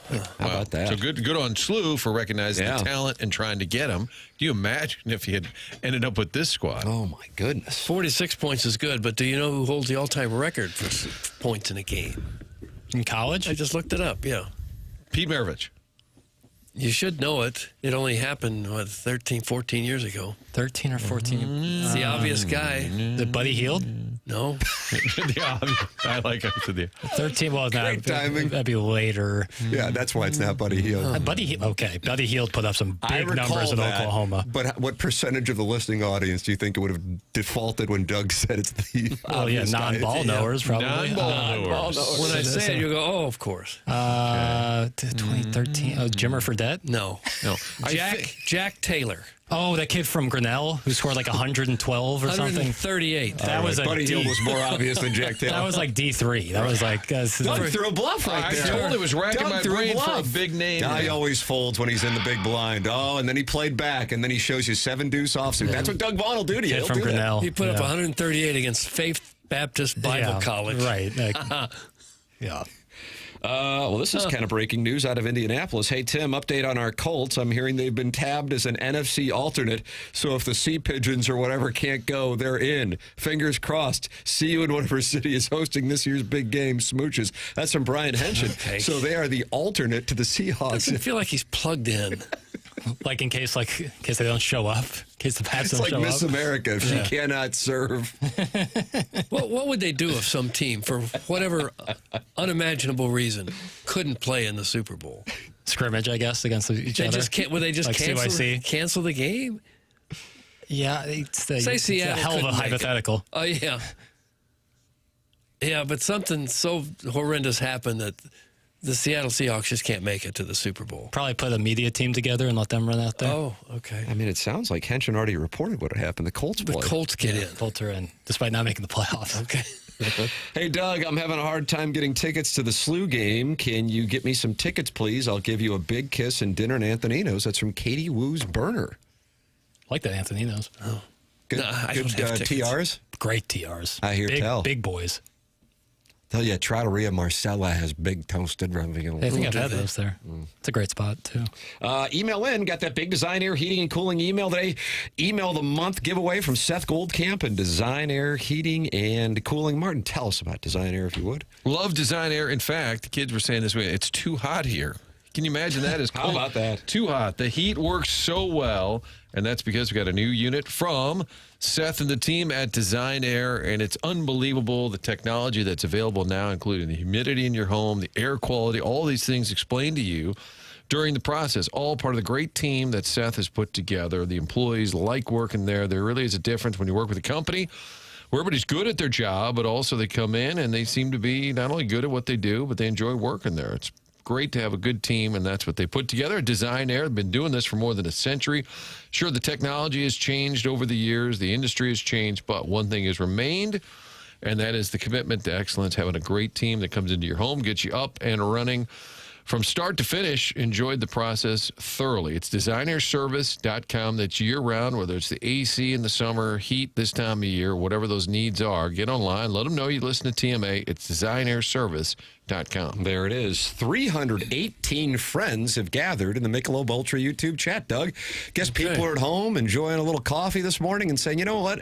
I want to watch these four hot guys. And that's what they're doing. Get the transistors out. Yeah. YouTube.com/TMASTL. Now it's up to 323. Oh, that's nice. Unbelievable. Michelob Ultra sponsor of the YouTube chat. Subscribe to the channel. 6,470 have. And you can watch it as we talk it over here on 101 ESPN. Tim McKernan, Doug Vaughn, Martin Kilcoyne with you. Jackson Burkett's on the ones and twos. This is TMA, presented to you by Brown and Crouppen from the Stiefel Studios.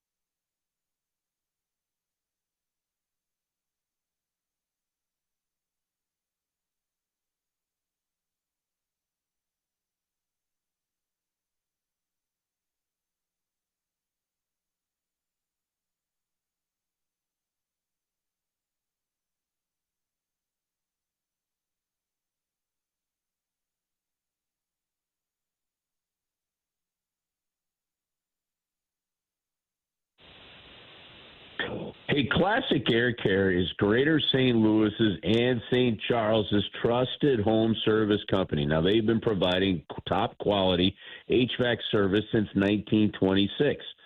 And when it comes to unmatched service and expertise, Classic Air is the HVAC provider you can depend on. Backed by decades of experience and continuous training, their team is proud to offer St. Louis homeowners and businesses the highest standard of service. And how do you know that? Well, their reviews back it up. They've got a 4.8 Google rating for a reason, and that 4.8 Google rating means that the customers are getting the top quality service they can.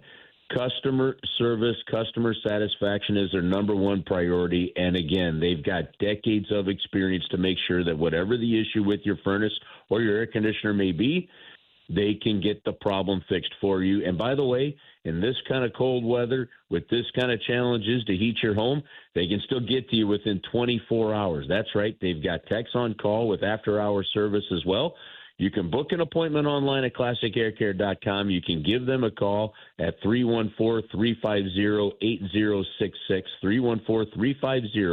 314-350-8066, and they can get to you quickly to make sure your house is warm. They know how important that is. It's Classic Air Care. They've been making people comfortable since 1926.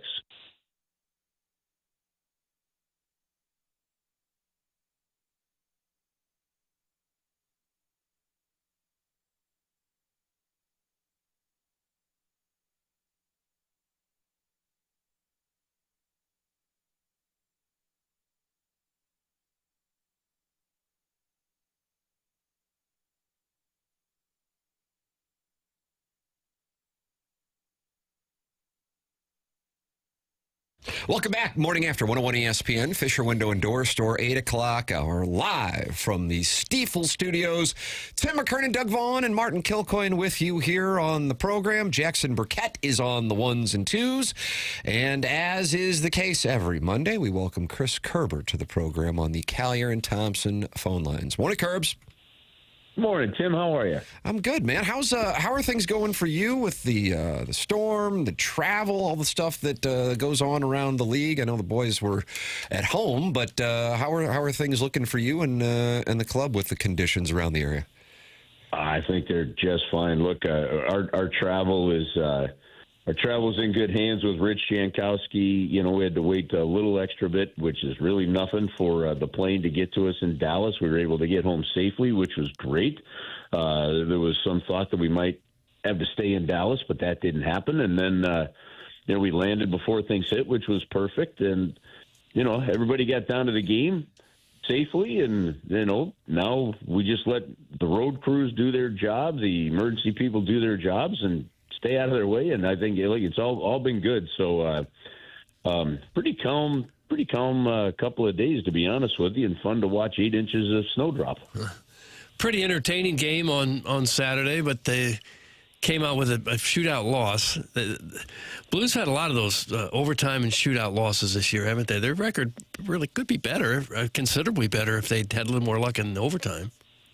Yeah, it could be. They've had 9 total losses in, I believe it is, in overtime or a shootout. So that definitely could change the scenario there. Ironically, the LA Kings had 13, right, and they're sitting in a tie for that second wild card spot, and the Blues right now sitting 8 points back of that second wild card spot. But here's the thing: the last couple of games, they've lost. They lost in Dallas. They lost to LA. And to me, it's more indicative kind of really exactly where this team is at, especially with, 2 of your top 6 like Robert Thomas and Dylan Holloway out of the lineup, it's become, with the parity in the league, such a fine line in winning and losing that, the experience factor, lack of, I should say, by key players you're relying on, and then having some key experienced players out of the lineup, you tend to lose some of those 1-goal games, 2-goal games more than you win them. And I think that's where the Blues find themselves in right now because of those factors. And only experience, it helps you get through it. So, and you've got to get through it to get that experience. So to me, there's such a big difference between that loss in Dallas and the shootout loss to LA than, say, the blowout against the Edmonton Oilers. And you're going to have those blowouts sometimes, but they were much more competitive. There was much more consistent play, and you just didn't get some of the bounces you need in the game. But listen, it wasn't. He said to erase a 1-goal deficit twice, to have the lead at one point in time. It was definitely an exciting game, and nice to see them kind of get that late game tying goal. What's your level of shock, though, overall? I know it's been a frustrating year. There have been injuries, but you just look at the standings. I mean, I think the excitement, the hype coming off last year, I think everyone was expecting big things. How surprised are you that they're sitting where they are?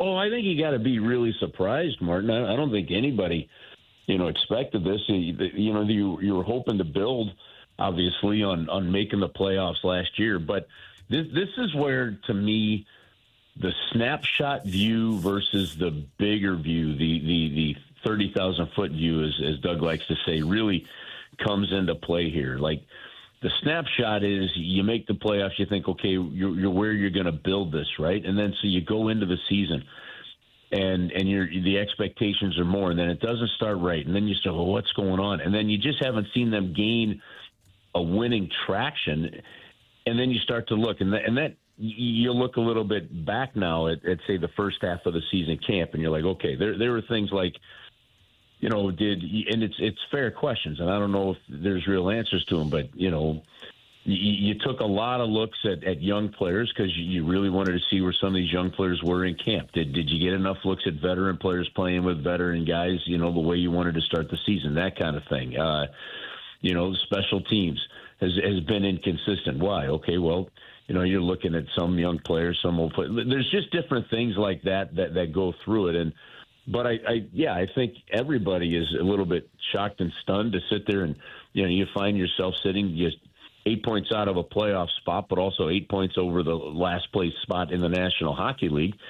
And it just hasn't come. Now, I said this at a season ticket holder function. We did a bourbon tasting with Rebel before the game last game. And, you know, somebody asked a question about it. And, you know, one of the things that I said about it is, like, it is that way, but one of the biggest differences is there's still an attitude about this team. There's still, like, this team doesn't feel downtrodden or beaten down yet. And that to me is unusual. That like, there is still something very positive in the group, and that gives you hope, not just for the future, but, you know, that you could still see an exciting, you know, run here at some point in time.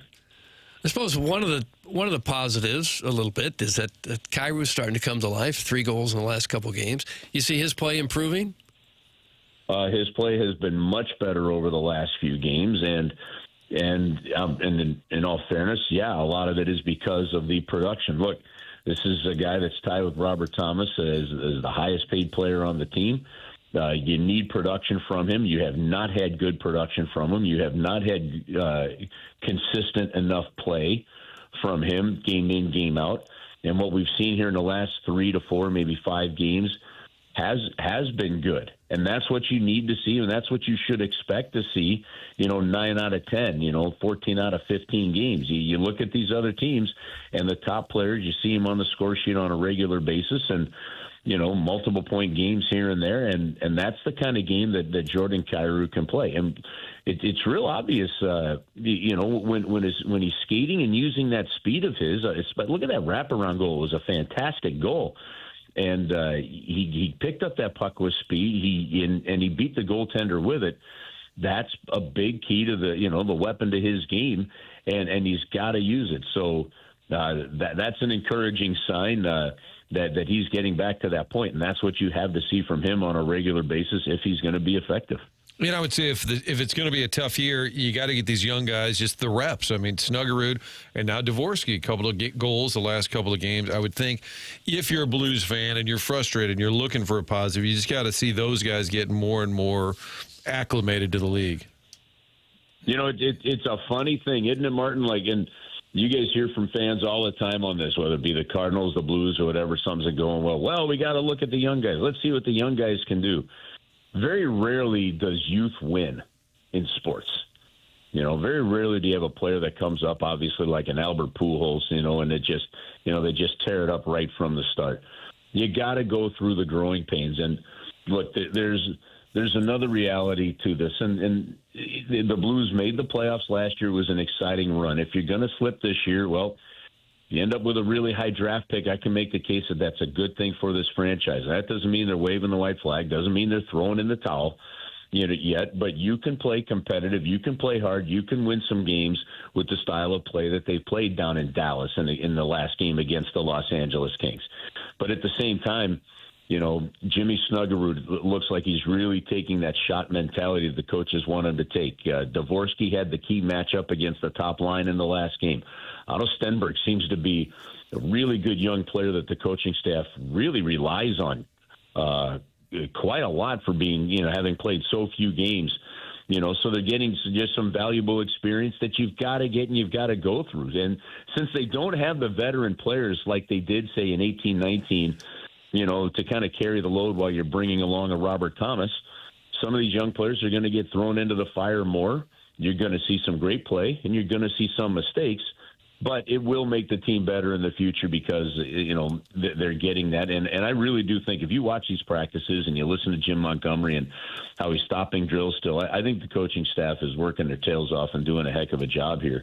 You just got to coach the youth right now and get there. Because I look ahead and I see, Justin Carbonneau, who scored his 35th goal in the Quebec League, last night, him coming in. You look at what Jiricek has done and, the potential that he has to kind of play like Pietrangelo is what one management member said to me. Like, so there's a lot of stuff coming. It's part of that. You decided to sell off veteran players that are still obviously playing impactful hockey around the league. You decided to sell those off when they were free agents, avoid a massive downturn. They did avoid it, but now you still got to go through some growing pains, and that's kind of where I see them at the moment. Chris Kerber with us here every Monday on TMA, giving us his perspective, Blues and Stars. Tomorrow pregame, 6 p.m. puck drop here on 101 ESPN at 7 p.m. Kerbs, always appreciate the time, sir. Thanks so much.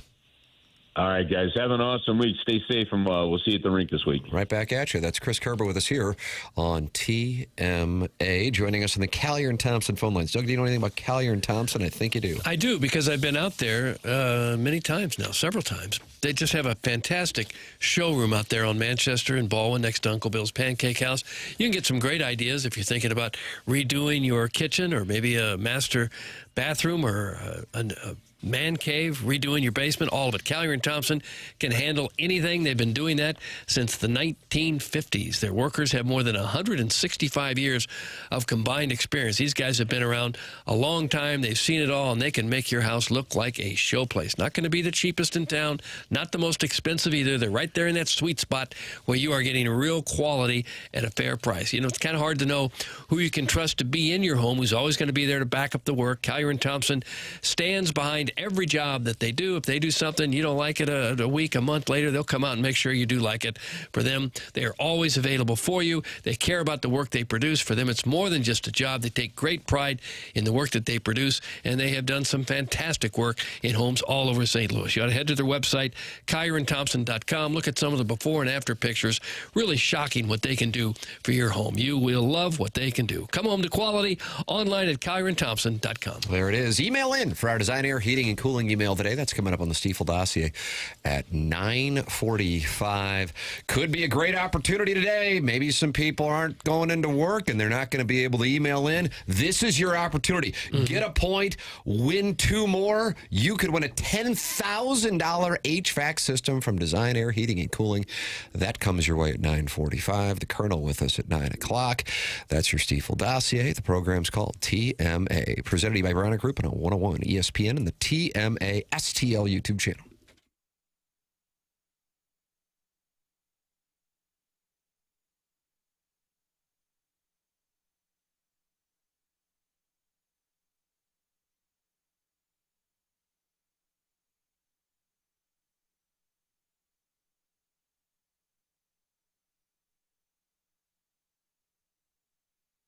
Michael's has been family and locally owned for over 30 years. Michael's Flooring is online at igotfloored.com. Michael takes great pride in helping and making sure his employees are happy and making a great living. His passion's flowing. When you order from him, he wants you to have the best experience for the best price.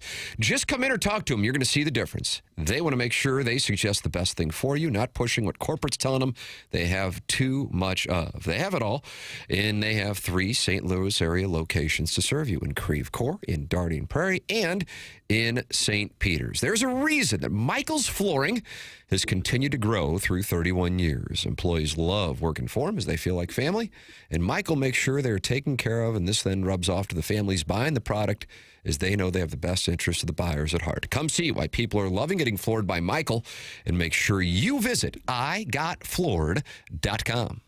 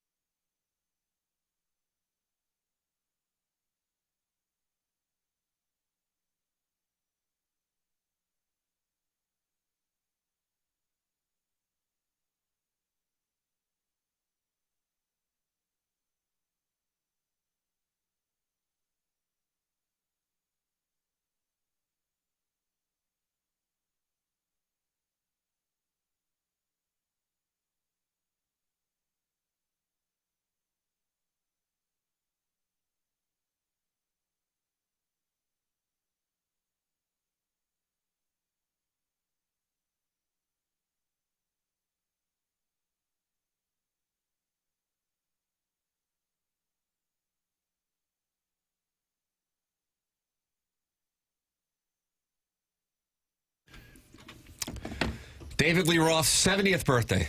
That's my guess. Boy, God, he feels older than that, but he was pretty young when they started. They were huge in, 78, 79? He's young then. Is it his birthday, first of all? It's Eddie Van Halen's birthday. Oh. Also, he would have been 75. He would have been 73.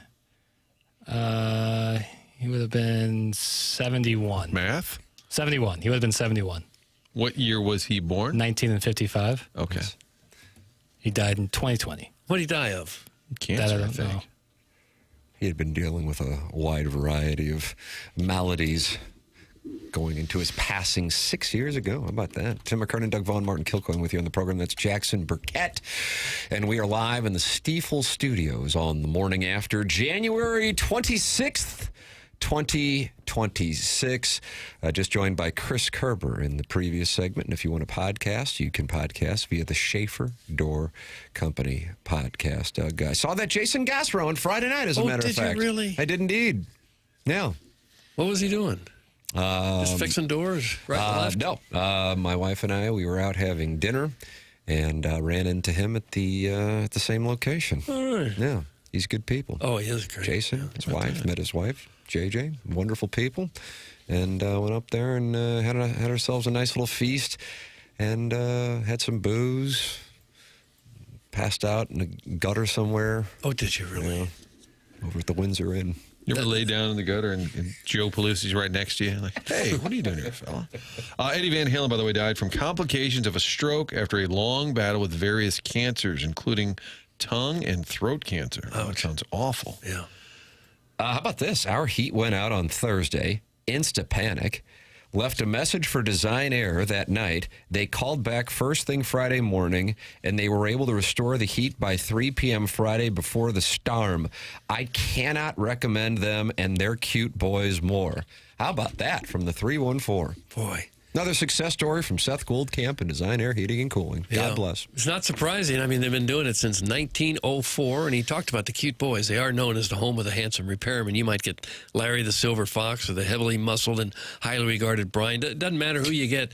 They've all been around for a number of years working with Design Air. It's a family over there. Fourth generation family owned. Seth Goldcamp runs it now. They believe in honest work. They're never going to try to sell you something that you don't need. So whether you're dealing with the extreme cold or the heat in the summer, they've got your back with dependable service and no pressure solutions. Hopefully, you followed our advice and you had that furnace tuned up a little bit before the real weather came. But if you didn't, Design Air is right there to help you out if you're in a pinch now. If it goes bad now, you are definitely in a pinch. So visit designairservice.com. Schedule your service today. Design Air, comfort you can count on since 1904. There it is. Design Air, sponsor of the email today, coming your way at 9:45 on the Stiefel dossier. Jackson Burkett and I will be doing the Tim McKernan Show podcast at 11:30 on the TMA STL YouTube channel. Since we noticed that so many people are hanging out today, probably staying home from work, so 327 friends have gathered in the YouTube app, the TMA STL channel. Subscribe to it. 6,470 have, and 333 friends are in there right now talking it over, including Kyle Glennon, the Nipper School Monitor, Martin's Wildcat Agenda, and Jackson's Stinkbud. Oh, gosh. There's a lot going on there. How about this text? There's the actual avatar of a Stinkbud. Steve Tuttle's Skateblade sent us this text earlier. No, too soon. He said, I was listening to 101 Saturday morning, two hosts from the South. One of them said word for word, some people like some things and some people don't like other things. No! That's my hoodie today, Martin. Oh, I'm wearing it is. There it is. TMASTLshop.com. Imagine looking like me. He said, assuming you can fit into tiny clothes. Maybe it's a Southern thing. How about that? That's a Producer Joe original, and they need to attribute to it properly. Well, he's from Georgia, right? Georgia. He's getting ripped off at a national level now. Yeah. Joe's going to be furious. Some people like things, and some people don't like other things. And those are the words we live by here. By the way, that Keaton Wagler, it was the second most points in the history of Illini basketball, tied for the second most. Dave Downey, Doug, back in 1963, put up 53 against Indiana. Wow. But all the basketball they played, all their great players, second most all time. Yeah, Matt Painter was asked about it following the game. As you can imagine, it was the first question that the Purdue head coach was asked after the Boilermakers lost back-to-back games in the Big Ten, one of which at home at Mackey, after Wagler goes off for 46 points. And here is what he had to say. Well, first of all, like just an impressive performance. I mean, I thought he was fabulous. You know, he has the ability with his step backs to even like in switches, like he's going to take you and then just pull back and just get himself into a great rhythm. And that's something we talked about, like, and he hit a lot of tough shots over us, obviously. But, you know, hats off to him. That was probably the most impressive performance. Evan Turner came in here one time and played pretty well.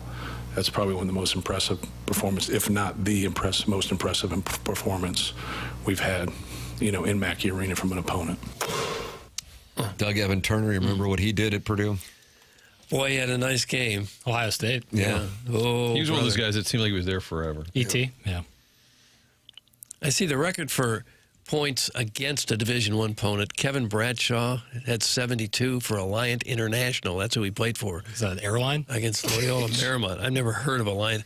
But the record for two legitimate big-time program teams, Pete Maravich had 69, LSU against Alabama, 1970. Jesus. Before the three-point line. Without a three-point line. Yeah. Jeez. That's insane. Evan Turner, by the way, the game he's citing, had 32, so it's still 14 points less. That game in 2010 at Mackey Arena. I mean, that's just a difference. Somebody is unhappy here, and I don't know, but he's continued to text it in, Doug. It's just a 314. Okay. Fake news! I see 94 people watching on YouTube. Where does this number in the 300s come from? Two different YouTube streams. Right. One ESPN. The one we promote on this program is the TMA STL YouTube channel. There is a 101 ESPN YouTube channel as well. Two different feeds. So there might be 90 in that one. Different neighborhood, so to speak. Sure. Ruin me. No, we don't need to do That's that. more of a TMA STL YouTube channel drop. Gluten-free perk. She's still gluten-free, I hope. 351 now in that YouTube chat, and it's getting hot, and I think she is gluten-free. Guys, that 314 guy needs to stay in the 101 chat. That's from MD 2020. Tim, did you see Plowsy and Iggy very in caps with lots of R's active on the fan pin this weekend? Funny stuff. I did not. What was going on with the... I was in there, Doug, and I have my own... What do you call it? An Ask Me Anything? I don't call it. You call it that. I didn't see it. Did they get into a squabble? I don't know. Now I got to go scrolling. I don't know. Okay. I didn't see it. I'll have to take a look. I don't know. I don't have an answer, so I'll have to go scrolling at some point. Let's see. Hey, Timmy, if you need to make it out to Elevate Golf today or tomorrow, I can see you about a special road cleaning crew to help clear it out to Lake St. Louis for you. That's from the 636. You got to get your own road cleaning crew. God, that's about 25 miles for one guy to clear the road. So you can play some indoor golf? I mean, it's important that I get my... I don't know. My wedges dialed in. I don't know if they do that. Local broadcast hero, Tim McKernan. What do you mean hero? I like it even better now that I know that was Chris Gardner. Yeah, that's what makes it better. Free gluten-free park. That's from Speedy Keese's temper tantrums. Guys, the TMA YouTube chat are from the neighborhood that has en-suites. And, Doug, how do you pronounce this word? Escutcheons. Can you spell it for me? ESCUTCHEONS. O-E. The 101 ESPN YouTube chat is like Festus and an outhouse. That's from the Veiled Prophet. Okay. Cryo.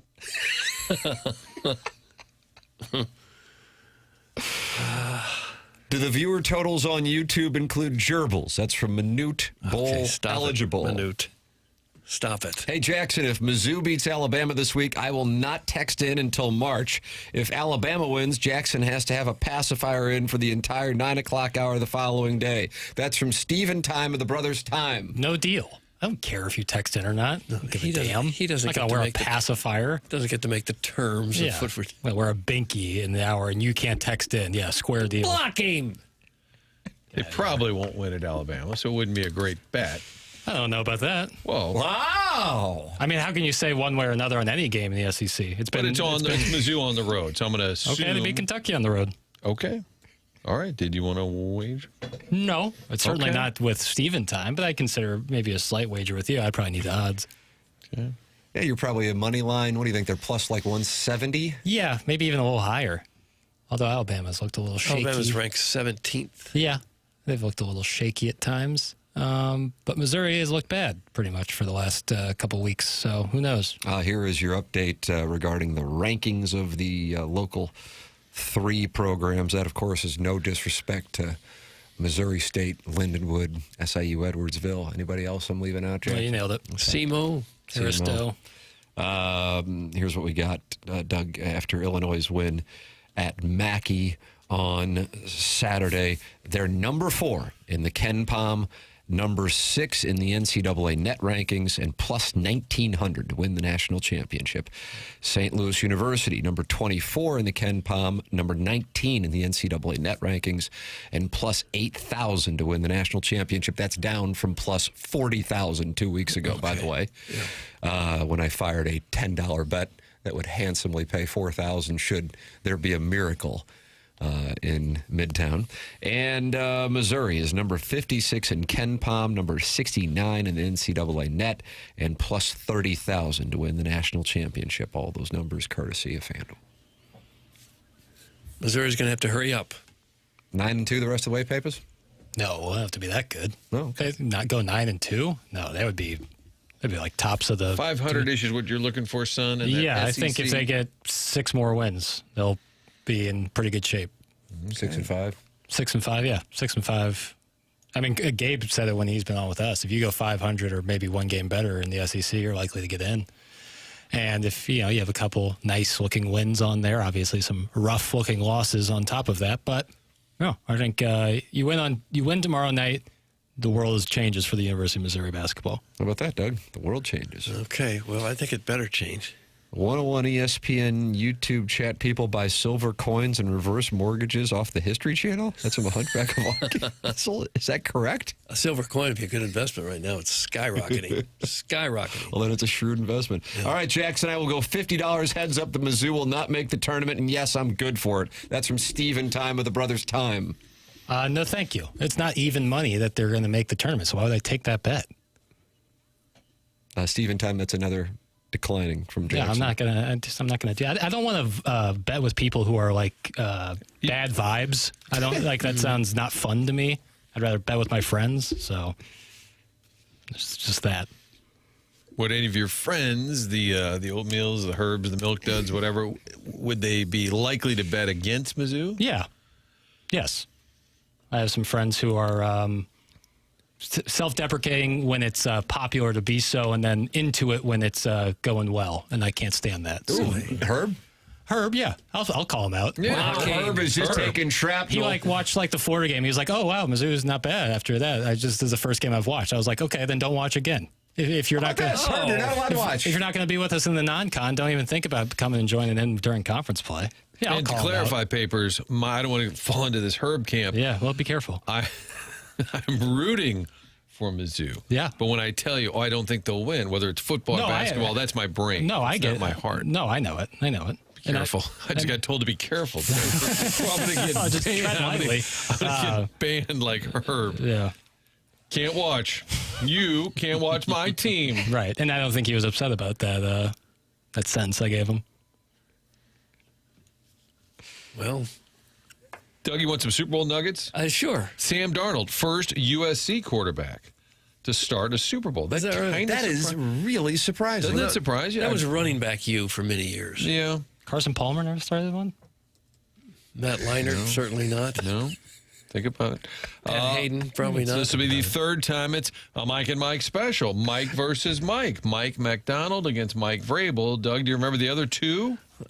when they were Mikes or just the same name of the coach? Mike Shanahan, Mike Holmgren. Yes, yes. Maybe a Packers, Mike Tomlin against Mike Tomlin against Mike McCarthy, who is now new the Steelers coach. and they are not happy in Pittsburgh about that, by the way. Understandably so. Well, he's They from are Pittsburgh, so that's why you not- hire him. They are not happy in Pittsburgh about that hiring. Does Herb's daddy drive him to work also? That's from the Crystal City Clamhammer. Herb was in New York, so I don't think Not so. a lot of cars needed. No, not in Hell's Kitchen. I can't wait for Mizzou to fire Dennis Gates. That's from Eric in the Central West End. Weird. Weird text. Doesn't seem like you'd be interested in any coach they have, frankly. Let's see. I'd like to grab Sweet Kai by his ponytail from behind in the back seat of my Cadillac in PNC Bank's parking lot. Doug, that's from the recovering alcoholic. What the hell? And that's apropos of... Sweet Kai doesn't have a ponytail. Yeah. I don't A know. lot of your friends have I was just going to say, I don't think any of my friends have a ponytail. It's a unique look. It's a horrible look on a gentleman. Yeah, the best is when George it's Washington pulled it off. But the best is with when a wig. hard receding hairline, like way back hairline, but have really long hair in the back, and then turn it into a ponytail. That's a nice look. Ponytail man bun. Where are you on? Is same level of concern? No, because you see like a man bun on someone who's like super in shape. I don't see a lot of receding hairline ponytails on guys who are in shape. Again, probably more likely victims of gravity. I think we have some new listeners joining into the Michelob Ultra YouTube chat. Doug, as I open up the YouTube channel where 352 friends are now gathered.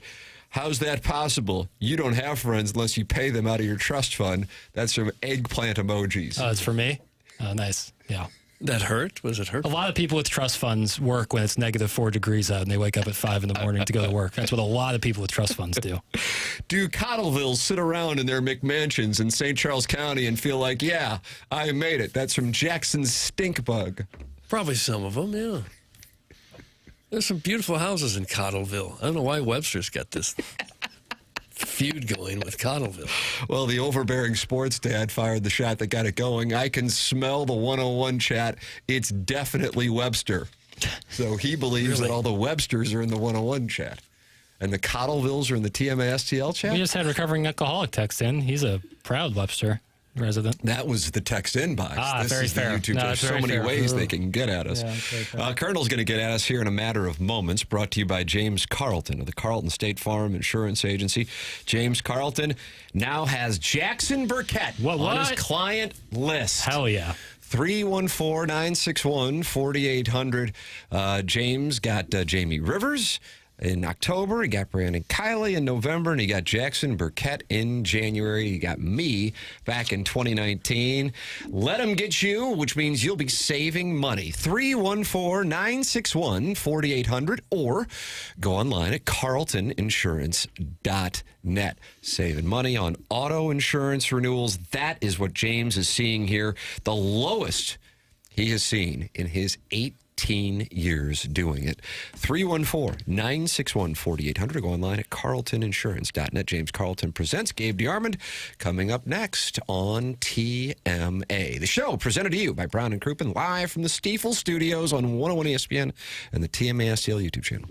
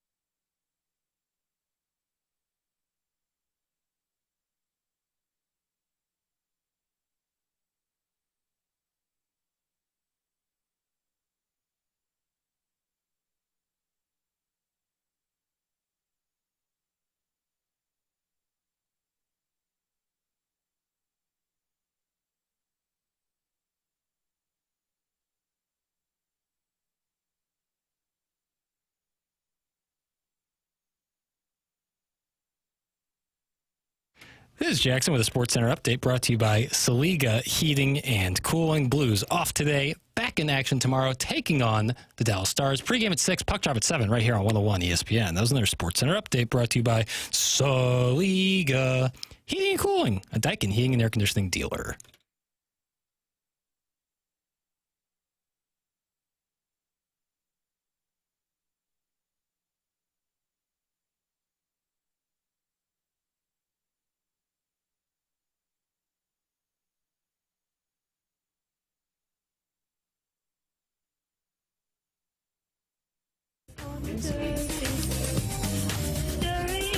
Well, Doug, they'll be playing this tomorrow night in T-Town as the Tigers take on Roll Damn Tide. Okay. Boy, that'll be a good one. Hopefully a good one. That's Jackson's a tough got a test for the $50 bet Tigers. with Steven time on it? No. Okay, that was just a no. Yeah, I'm not We'll bad. I'm move not on. betting with bad vibes. Okay.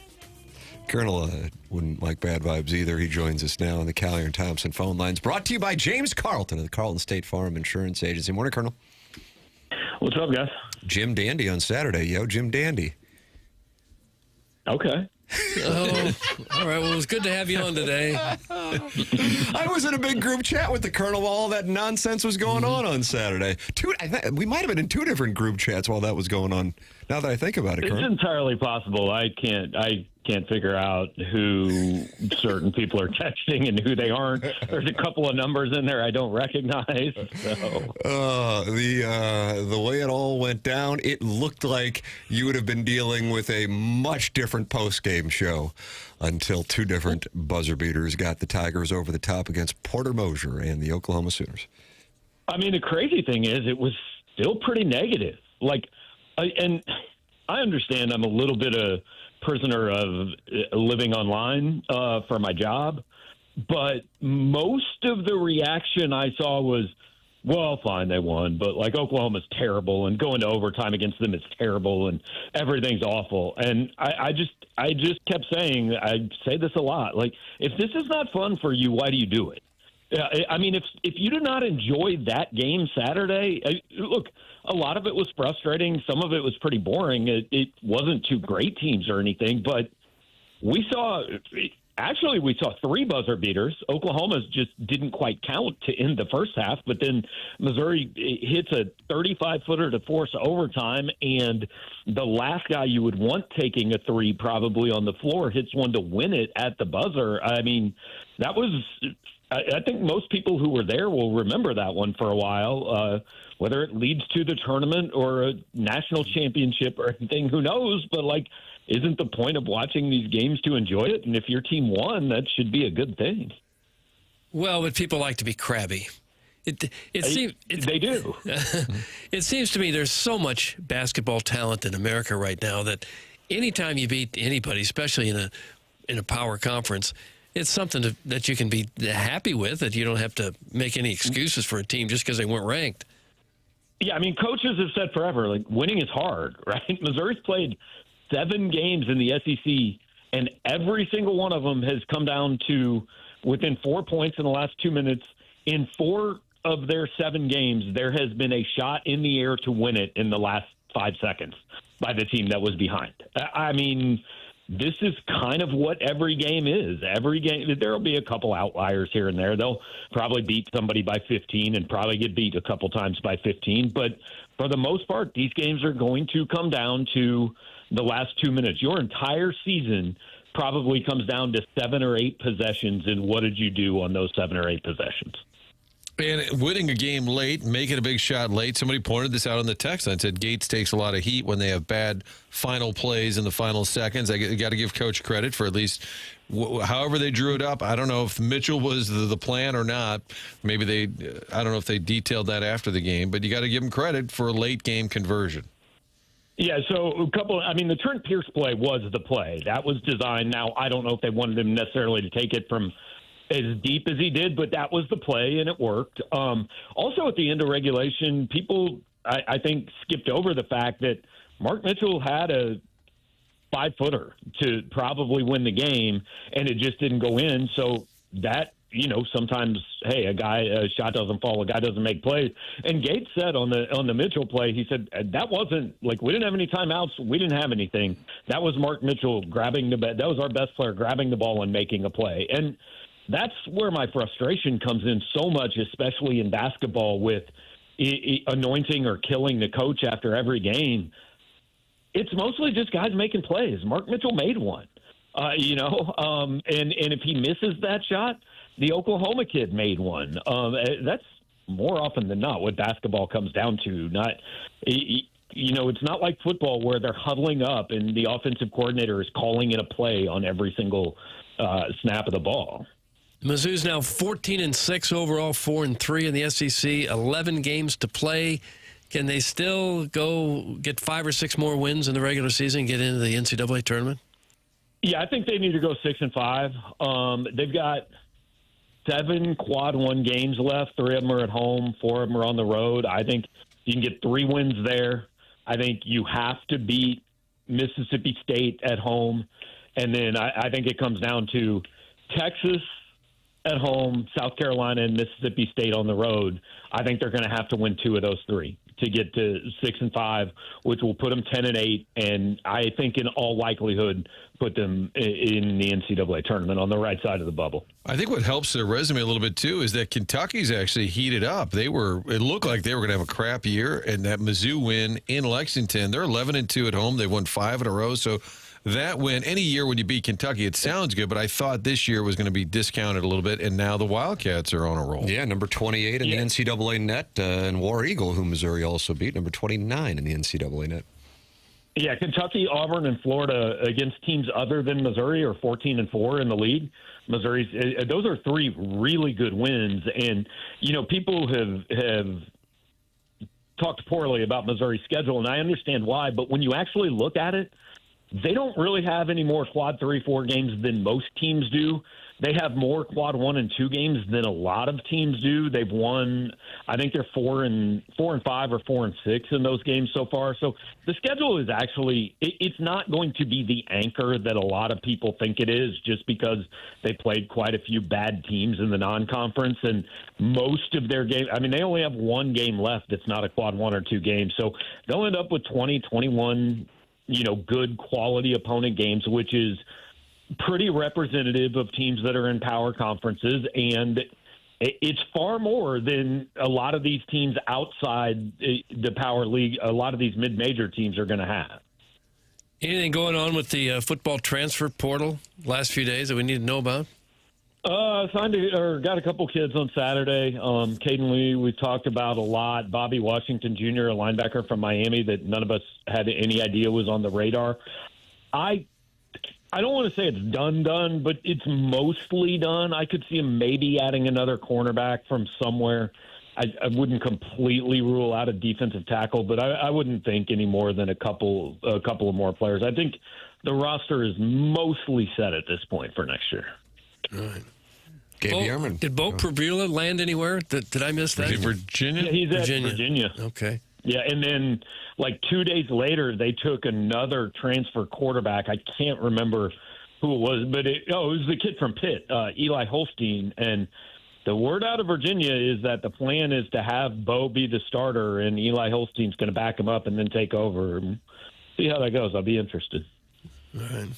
Gabe DeArmond, brought to you by James Carlton of the Carlton State Farm Insurance Agency. The Colonel with us here on Mondays, and on Fridays, Missouri and Alabama tomorrow in Tuscaloosa. Colonel, always appreciate the time, man. Thanks so much. All right, guys. Have a good one. That's Gabe DeArmond with us here on TMA 101 ESPN. Callier and Thompson phone lines. Colonel talking it over here. Coming up on our Stiefel dossier at 9:45, we will have the Design Air Heating and Cooling email of the day. Design Air, online at designairservice.com. Send your emails in the morning after at InsideSTL.com. Only 5 emails left in the month of January, and a 3-way tie as things stand right now. 374 people in the Michelob Ultra YouTube chat. 374 people, Doug. How about that? That's a nice little nice little group. It's usually nice we only see that kind of number in the TMA STL chat when there's a girl in studio, to be honest with you. Well, we haven't had that in a long time. Was it gluten-free perk? Who was the last girl to be in the Jackson, studio? you have that information in front of you. Who was the last girl that we had in the studio? Boy. Yeah, Learn maybe? Yeah, that's been some time. Yeah. Huh. Maybe it was Perk. Gluten-free. No. Liv probably was. Yeah, that's a good guess. Yeah. Email in the morning after at InsideSTL.com for the Design Air Heating and Cooling email of the day that's coming up at 9:45. Tim McKernan, Doug Vaughn, Martin Kilcoyne with you on the program. Went out and saw that Dr. Brandon Pryor last week. Man, is he good, and man, does he know how to take care of his patients. I am telling you this as somebody who's been dealing with some issues with my teeth over the last couple months. This guy knows how to save the day. His office is on Manchester in Baldwin, and he has a deal going for TMA listeners. Dr. Brandon Pryor is waiving the cost of a 3D scan and implant consultation. That's a $450 value, and it's on the house just to see Dr. Brandon Pryor and his team at 100 West Dental. 100 westdental.com. Most dentists charge you $500 just to find out what's wrong. Not Dr. Pryor. For the TMA audience, Dr. Pryor is waiving the cost of a 3D scan and implant consultation, and that is a $450 value on the house just to see if you are a good candidate. Get your smile back, get your life back. Call 100 West Dental at 636-585-0100 or visit 100westdental.com to schedule right from your phone. Tell them that I sent you for a complimentary implant consult. 100westdental.com. The program's called The Morning After. It's presented to you by Brown & Crouppen on 101 ESPN and the TMA STL YouTube channel.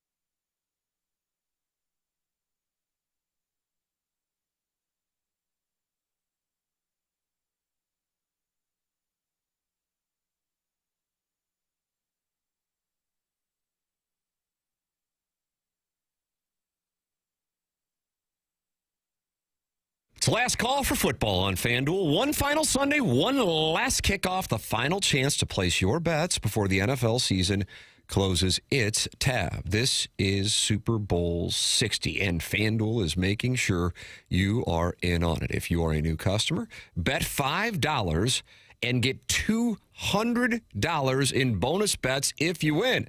So whether you're backing the favorite, the Seahawks, or you're riding with the underdog, the Patriots, or building one last same-game parlay, make it count. Because after the Super Bowl, the season is over, and football is officially done. Who wants to make a play? Who wants to make a play? Martin's making a play. How about this Duke-Louisville game tonight? Oh, what do you got? Duke's at home. Take it on Louisville. Cameron Indoor. Louisville's ranked. Duke's ranked. They got a 6 o'clock start.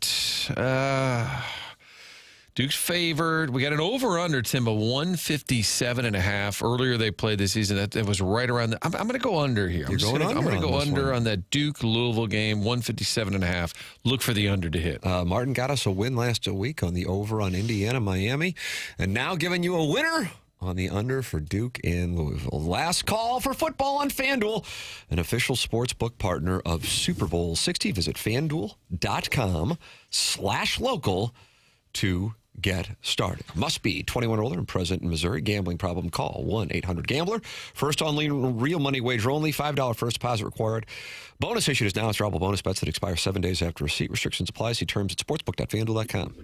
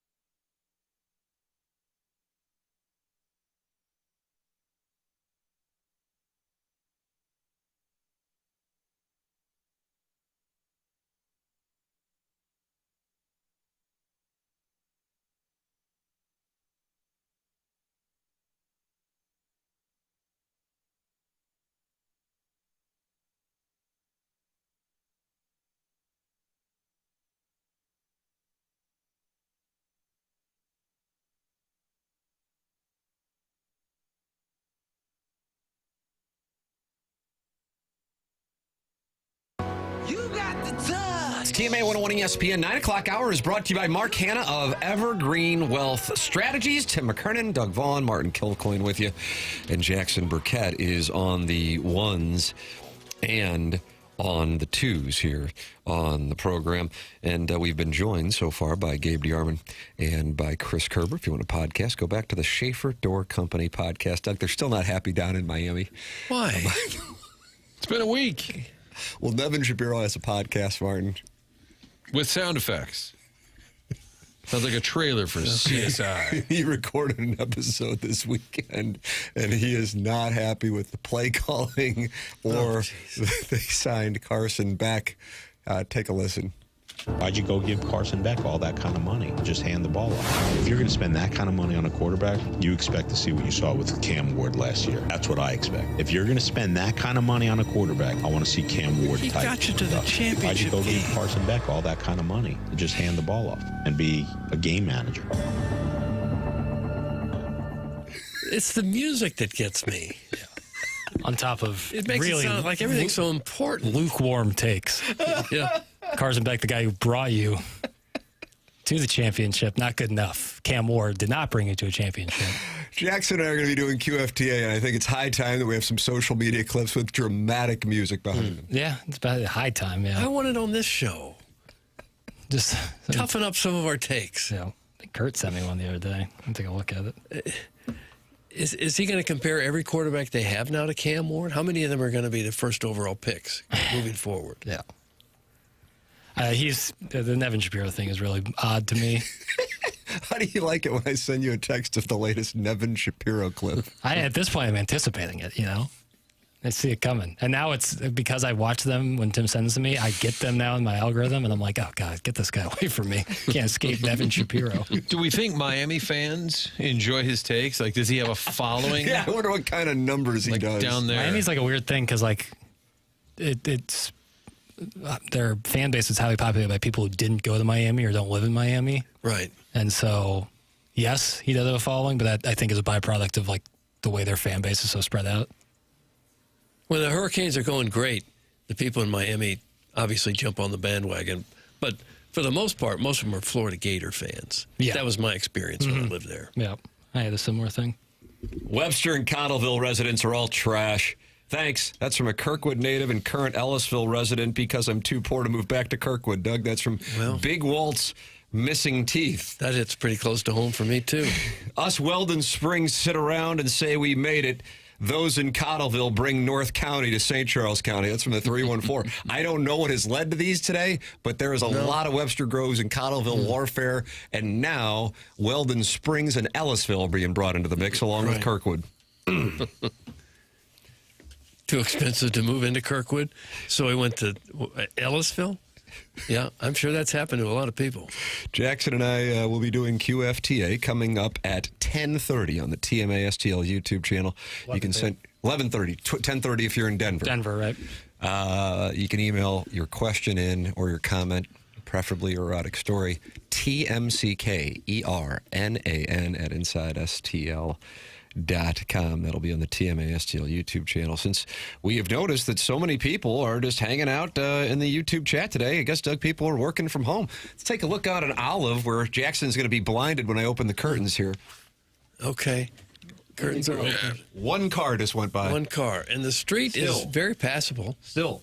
And still, I have not seen a car since that one car, Mark. There's a couple of trucks. There go two. Yeah. Now there's another one, a truck. Okay. So it's that Olive and Lindbergh, those state highways. Those are always like to me, my experience is those are the worst roads. Yeah. Is any state highway. I don't know what the deal is with because of a jurisdiction issue, perhaps? I guess, yeah, because all the municipalities probably work on their own roads, and then it's on MoDOT to do the others. I have no idea, so I'm speaking on my ass. I feel like last year we had this discussion, and then Big Plow started calling in, and they were explaining to us. Did we have a plow driver calling? Yeah. Well, Kirkwood Road and Lindbergh were fine when I drove in at 6:30. I mean, there was snow on the ground, but people were moving just fine. Yeah. What's everybody doing today? How are the roads in your neighborhood? We want to hear from you. Text in 1-800-SNOWJOB. Let us know. Let us know what's happening in your neck of the woods. 314-974-0101. In 15 minutes, In 15 minutes, somebody's going to get a chance to win the Design Air Heating and Cooling email of the day with only 5 left. Buck Swope is tied with Alan Dadeville in the incel on the other end of the couch. Chairman Kurt, is he filtering from home? Yeah. Yes. Okay. All right. Because I was just thinking, I opened that thing up, and if I just start reading blind, bad idea. This station would lose its FCC license by 10 o'clock. It's really, we know what's crazy is I just got an email from TikTok saying, the Nevin Shapiro show has posted a new clip. Yes! You might be interested since you engaged with them recently. I can't escape. They're sending me emails now that Nevin is posting. Huge win. For Nevin, I guess. It's a good podcast. Yeah, I haven't listened to one solitary second of the actual podcast, but the clips with the dramatic music, Very nice. It's good stuff. It's the music that gets me. How about this, Martin? You got an offer here. Doug usually gets the dating offers, but now you're getting one. Hey, Martin, let's get some burgers and beers after onboarding on this snow day. That's from Big Tuft. Well, I do have to work today, but I like the idea. A little village bar. How do you do? I wonder if I don't know. I should know if they were open yesterday with all the games on. I had a bunch of friends who were up at Helen's, as I said, and O.B. Clark's, and said you couldn't get a table.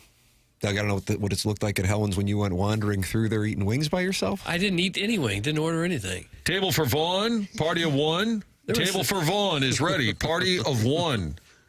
There was a table or two available, but for the most part, it was crowded. So that was my friends. All hang out at the Bellagio today and have some burgers. I was thinking I was going to offer papers right now. You got that QFTA. It's in the way. We could have been eating wings by 11:20. Yep. Now you get to hear. Instead, you got a 4-hour, yes, 4-hour podcast after a 4-hour radio show. And in my experience, how would Libby Jack know when he doesn't even drive when it's snowing? That's from Eric in the Central West End. Holy hell. Are there days that you do drive when it snows? Yes, absolutely. I'll probably drive in tomorrow. I just didn't know what the roads were going to look like. Didn't want to risk not being here. Yeah. So my dad was like, "You want me to help you out?" And I said, "Yes." And I guess that really pisses people off. Including people who are always so pleasant, like Eric in the Central West End. He's probably having a great weekend. Yeah, I'm really sure the people at Cottleville with their Whitmore Country Club membership sit around and wish they lived in Webster's public housing squalor. That's from the 636, and here we go. How did this start? I did a Swopes picks on Webster versus Cottleville, but I know he's working on the 6-part Lisa Ann thing. Has anybody been interviewed for that? I want to be interviewed for that. No, I haven't. Open to it. Yeah, I want to come on Swopes Picks. He sent me the audio of the other day we were talking about Plowsy doing stand-up. Yes. And then Buck sent me one of his episodes where it was you guys discussing Plowsy at the mic. Not great audio, but I got the gist of it. Buck, he is a absolute TMA historian. He is. Yeah. Best in the business. I mean, are there others? But he does seem to be the best. I think he's about the only one. Okay. But he seems to be the best. Niche. How about this? Everybody needs to lay off Jackson. He's a nice guy. The joke's over. These texters don't even own a car. That's from Steven time, who you said gave you bad vibes and you're not going to bet with him, but now he's working his way. Yeah. He's working his way back. Chipping away. Yeah, that's very kind of him. I don't care if people are upset that my father drove me into work today. I don't give a damn. How about this then? Daddy, drive me to work. I'm like 30 years old and I'm scared. That's from Lady Sonia's teacup, who sent that in 3 times in the last 30 seconds. I don't know if that leads to an appliance discounter's the suspension or not. Yeah, it's so good that you want to make sure that it gets in and people know that you said that. Yeah, and that's basically what the conversation was. I was cooing at light when I woke up this morning and cooing at light. What does that mean? Yeah, like you're a baby. An infant? Yeah, it's kind of like that's a good line. Like a kitten. Do you call him Daddy? No, I don't cooing call him at Pop. light. No, I was cooing How at about the light. this? Every single restaurant or bar in my neighborhood besides one is closed. Groceries are scarce. If you can get out the 4 inches of solid ice, it's crazy. That's from Uncle Moose's saucy pork steak. 4 inches of solid ice. So he's where in a is tough he? spot.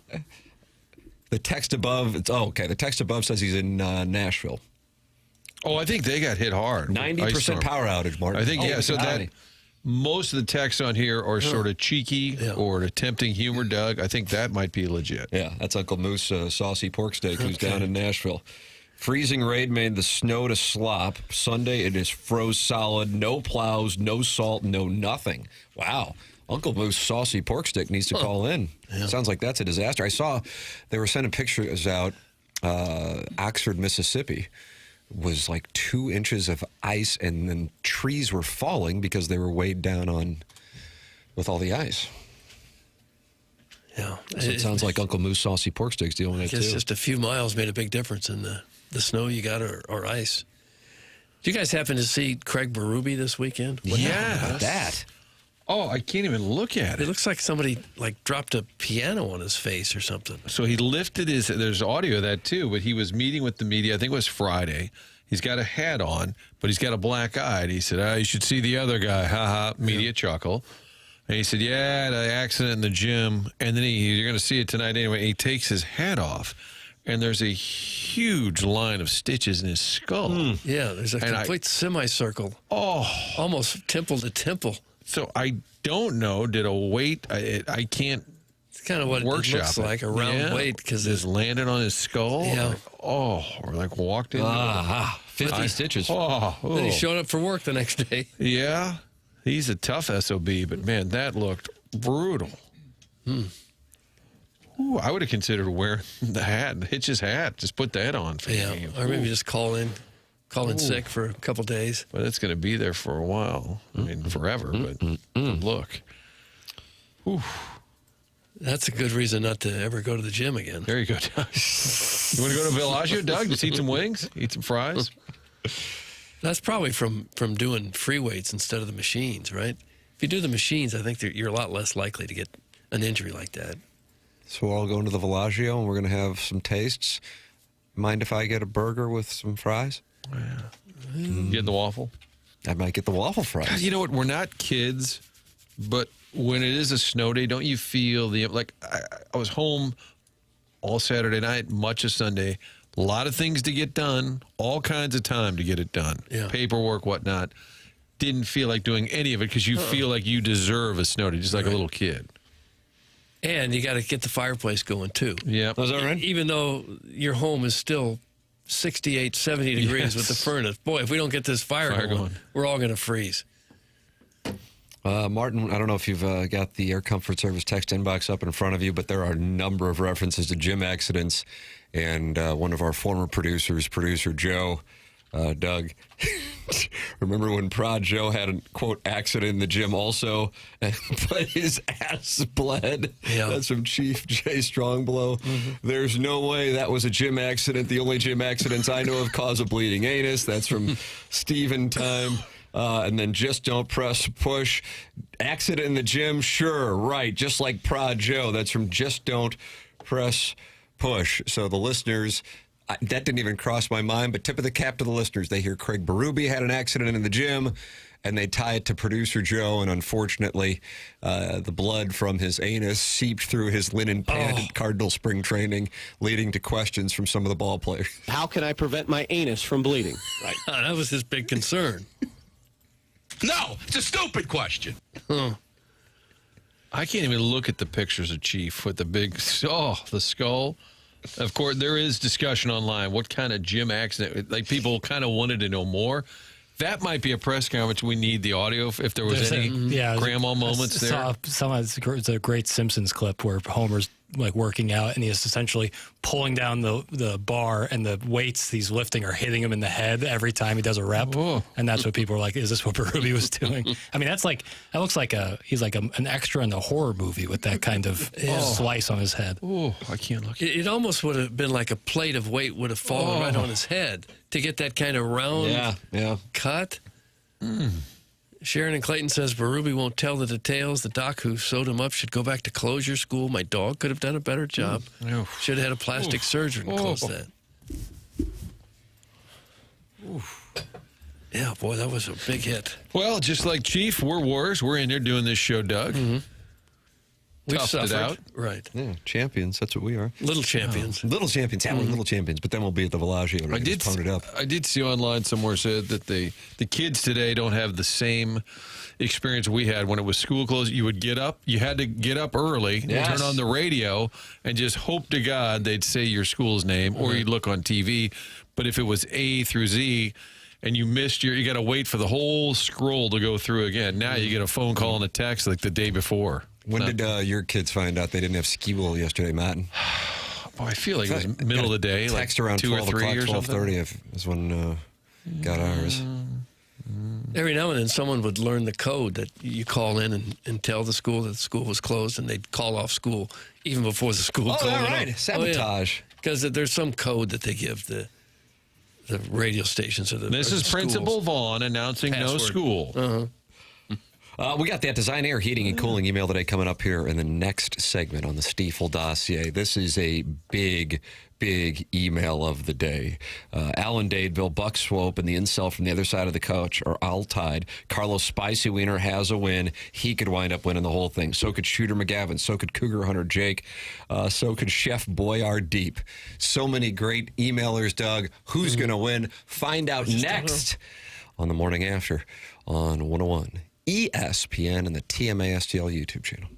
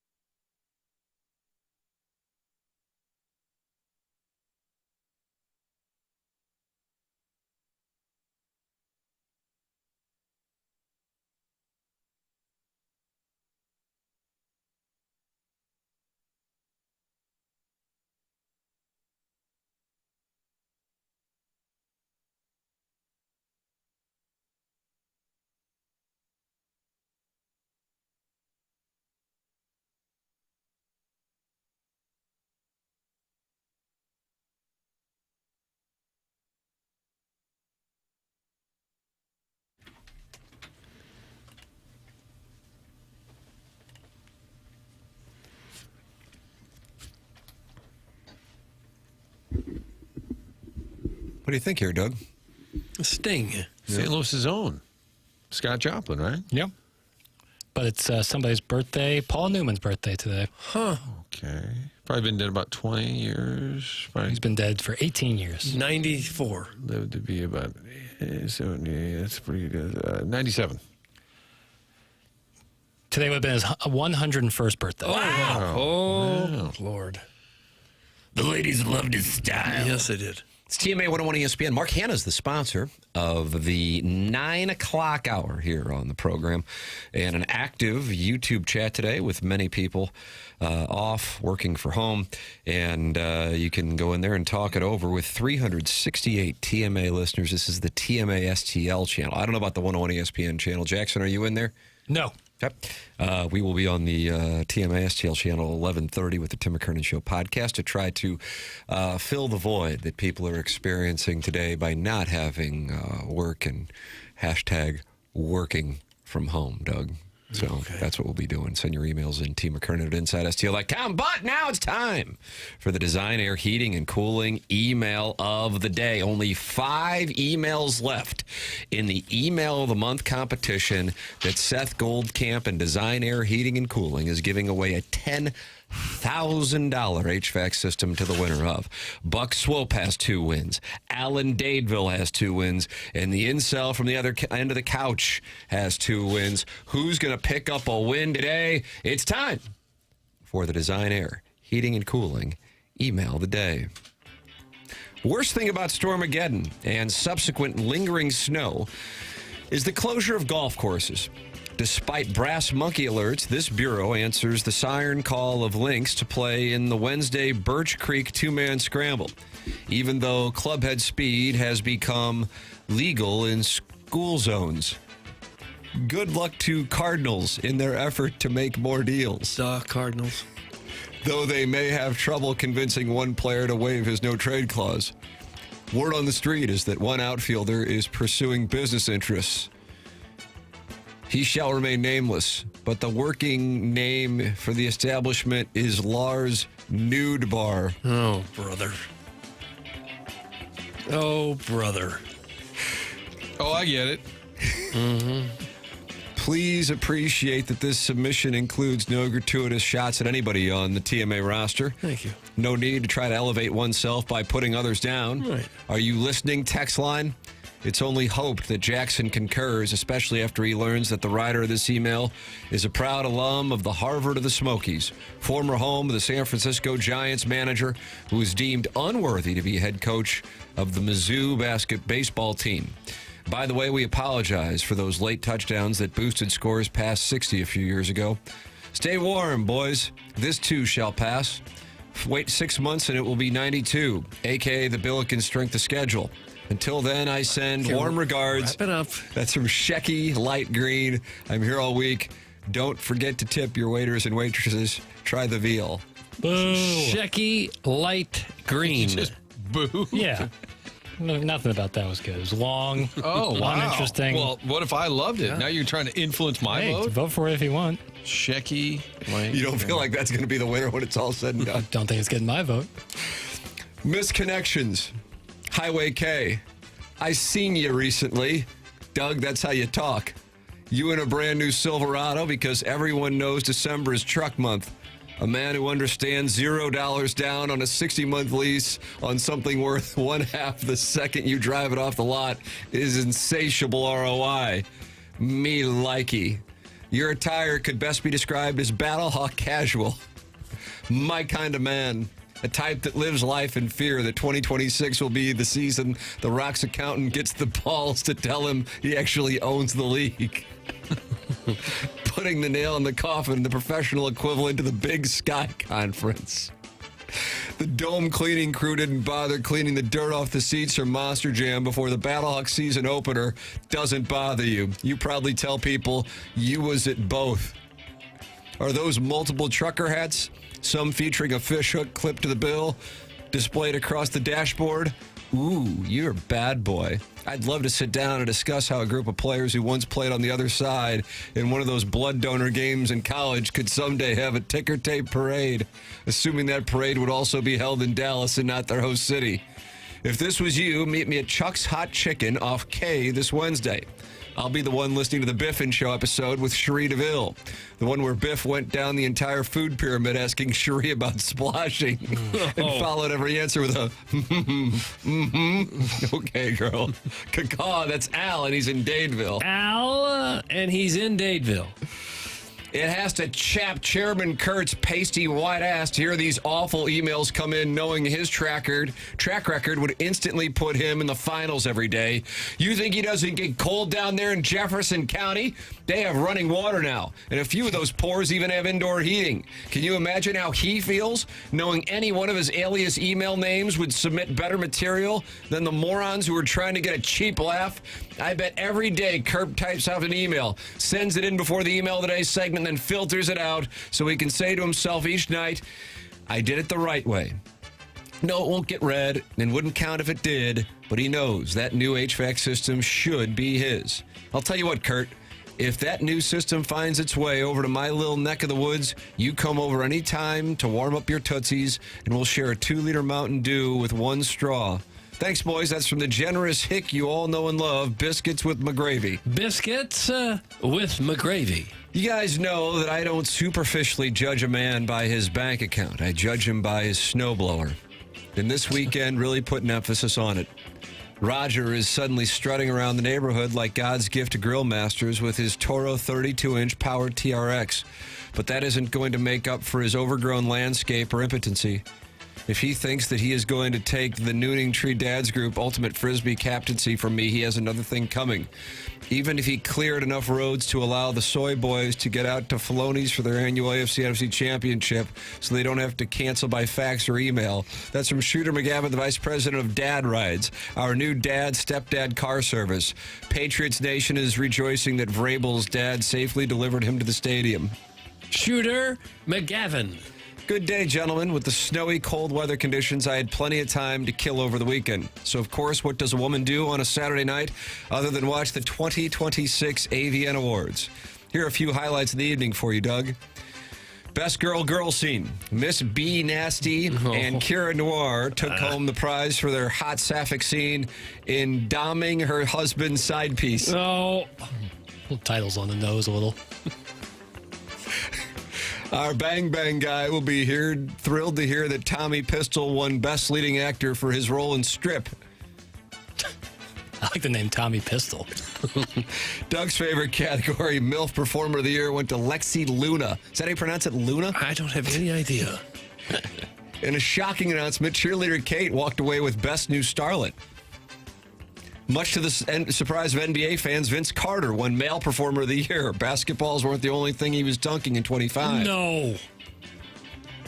Angela White cleaned up in the fan-voted categories, winning Favorite Female Porn Star and Most Spectacular Boobs. Comedian Brittany Schmidt brought the laughs, where Abigail Morris and It's Low kept the program flowing smoothly as the cocaine in the ballroom. There were tears of joy and pride. Women who have overcome so much in life and still reach the mountaintop. It was a glorious and inspiring night. Anyone have any faves I missed, Doug? Much love from your banty little hen. That's from Sharon D, Doug. Sharon D, a gentleman. I have a feeling he might have given a realistic rundown of what happened in the show. I know the best girl scene was correct. Was it? It's good information to have. It's not. Snow day equals research. Why does Tim choose to be bald? On the day that he was born, the angels got together and decided to create a dream come true. So they sprinkled moon dust in his hair of gold and starlight and his eyes of blue. But this email's about naughty surprises. Sunday, Sunset Hills YMCA. Piece of man candy floating in a pool. I was immediately blinded by the light of his toe ring. Khaki and Speedo barely covering the good parts. This is Kevin Miller, isn't it? I recognize the writing style. Are you filtering today? No. I was immediately blinded by the light of his toe ring. Khaki Speedo barely covering the good parts. Great gams, long and toned. Had a Juliet Prowse thing going on. Juliet Prowse. There's a name I hadn't heard in 50 years. My buddies stiffed me at Helen's. I've been watching Landman. Let's role play. I'll be Sam Elliott, and you were the stripper rehabbing my bum shoulder. Mama didn't raise no fool, so I was in. But when I swam over, he took my hand well below his shoulder. That's from Elsa, and then the last name is Ketal. Elsa Ketal. Hispanic. Yeah, I don't know. I don't know the origins. The wife says the NHL's gone soft. No enforcers, no fear. I wanted to prove her wrong. I'm a scout for the Blues, so I take my wife up to Nova Scotia for real hockey to watch the Halifax Mooseheads play the Moncton Wildcats. Real junior hockey. Billets and bus fumes. Overtime hits. 2 bruisers. Marc-Andre Bouchard and Guy Leclerc dropped the gloves. Buildings ready for violence. The energy was off the charts. Benches yelling, and then they ditched the tarps, removed one another's buckets, pulled each other close, and started open mouth kissing at center ice like it's one of those French art films. No. Jackson Lee Curtis raves about on his movie podcast In Between Bites of Activia. Bad. Jackson Lee Curtis, that a Jamie Lee reference? Yeah, not a good one at that. Linesman short circuits. Wife applauds. I close my notebook. Hockey's not soft anymore. It's just brave and emotionally available. Pass the Labatt. That's from Sports Guys, St. Peter's great skate bantam champion in 1997. That's too long of a name. Sometimes the names are longer than the emails. What was the first couple words? Sports Guy. Sports Guy. Sports Guy. Wow. What a weekend in sports. The Billikens blew out the Bonnies and got out in upstate New York without their bus driver picking up a DUI. Mizzou hit 2 buzzer beaters to win a game that was longer than a Paul Thomas Anderson movie. Illinois freshman Keaton Wagler dropped 46 in the Illini win at Purdue. And what's the media in this town talking about? How Doug's friends are beta males and soy boys. Speaking of soy boys, great to see Libby Jack pull himself up by the bootstraps by having his dad drive him to work today. Hey, we get it. You have front-wheel drive, which according to Google AI are generally effective in snow, offering superior traction over rear-wheel drive. Nice show prep, ass. I would legitimately like to salute great American Jeff Burkett for driving his son to the place where he gets paid to turn knobs and reject bad vibes bets. I must say, I thoroughly enjoyed Jeff's appearance on Movie Boy discussing his family's roots in the Southern Illinois oil industry, even if my attention was divided by my streaming Heatwave on Amazon Prime. Heatwave, we got to get on that. Doug, that's a 2022 straight-to-video lesbian noir film featuring the actress who plays that female lawyer on Landman. The sound wasn't on, but I got the gist of it. That's from Buck Swope, DBA, The Recessed Lady's Breast. Buck Swope. When you've spent half your life spitting hot cakes, then you retire and get old. You have a lot of time to sit in front of a fountain and ponder. And all kinds of questions pop into your old man brain. For instance, when Jesus turned water into wine and bread into fish, is that what it was? The water into wine thing, I think. I don't know about I don't remember the bread into fish. It turns into waffle fries? Did it? Okay, I got to study that a little bit more. What do you think it was? A nice Merlot and Chilean sea bass or Boone's Farm and catfish? And would it have killed them to put out some cake? Who invented the shoelace? And who decided what not to use to tie the shoe?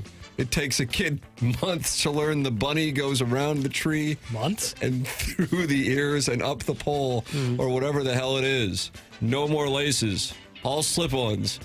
When a plane drops bombs on ships and misses, how many innocent fish are killed? And finally, just give me the temperature and I'll decide what to wear. Don't say it's going to be hot, cold, freezing, warm, cool, brisk, chilly, pleasant, mild. Just say 85 or 32 and I'll decide what color 3/4 zip to wear. I've become the angry old man sending soup back in a deli. I don't even need an HVAC unit. I have perfectly good radiators. I traded for a ticket to Scotland with Martin. Stay warm, cucks. That's from Ken Iggy Strode, Doug. Ken Iggy Strode. Was it really him? I think so. Yeah, it's the Negril 111. All right. Famous. And finally, Is that a marinated beef kebab sitting atop a fresh pile of cucumbers and tomatoes tossed in a light and tangy vinaigrette? Or is that just Bill's dense boy waste after dining out one but two fully loaded batting helmets full of extra chorizo and sour cream? Makes no difference to me, Doug. His wastings is my tastings. No. That's some T. Terry, TT boy. And that's what we have Terry. for the Design Air Heating and Cooling email of the day. The winner will be announced at 10:55, a crucial win in this three-way tie. But the leaders only have 2 wins. This thing is up for snatch grabs. It is 10 o'clock in St. Louis. We're closing out the Marcana Evergreen Wealth Strategies 9 o'clock hour. Into the 10 o'clock hour we go, which is presented to you by Design Air Heating and Cooling. Martin's got onboarding. Maybe it's going to happen at the Bellagio today. I don't know. I'm up for it. Doug, would you get waffle fries or would you get the standard fries? Do they have grilled chicken and broccoli? I hope not. Oh. Yeah, I think I might do that. I think that's going to be the move. The chef will go, who ordered the broccoli out here? Who came to Village Bar and asked for get out? Yeah. Oh, throw them out onto Manchester. Martin headed to onboarding. We're headed into the 10 o'clock hour. It is TMA 101 ESPN and the TMA STL YouTube channel.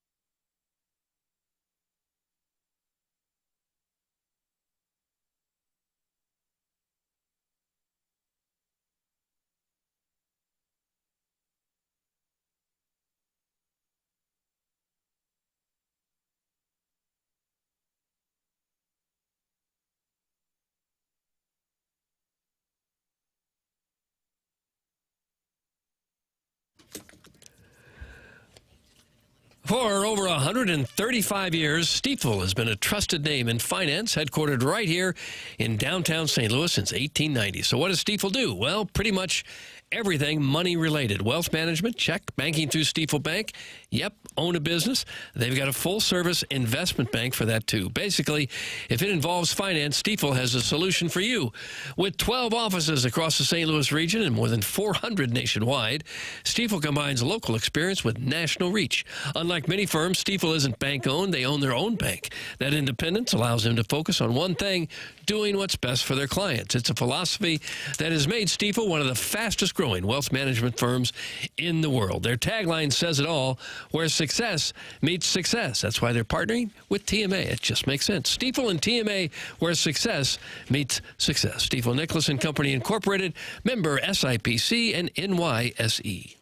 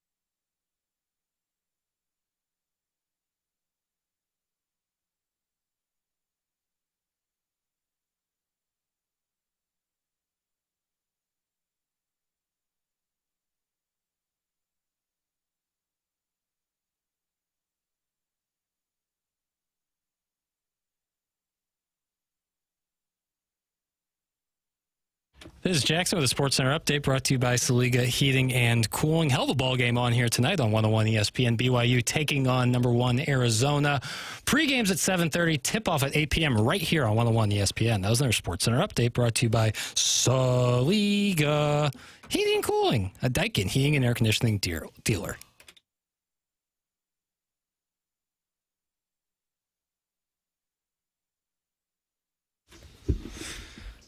Doug, there's so much going on.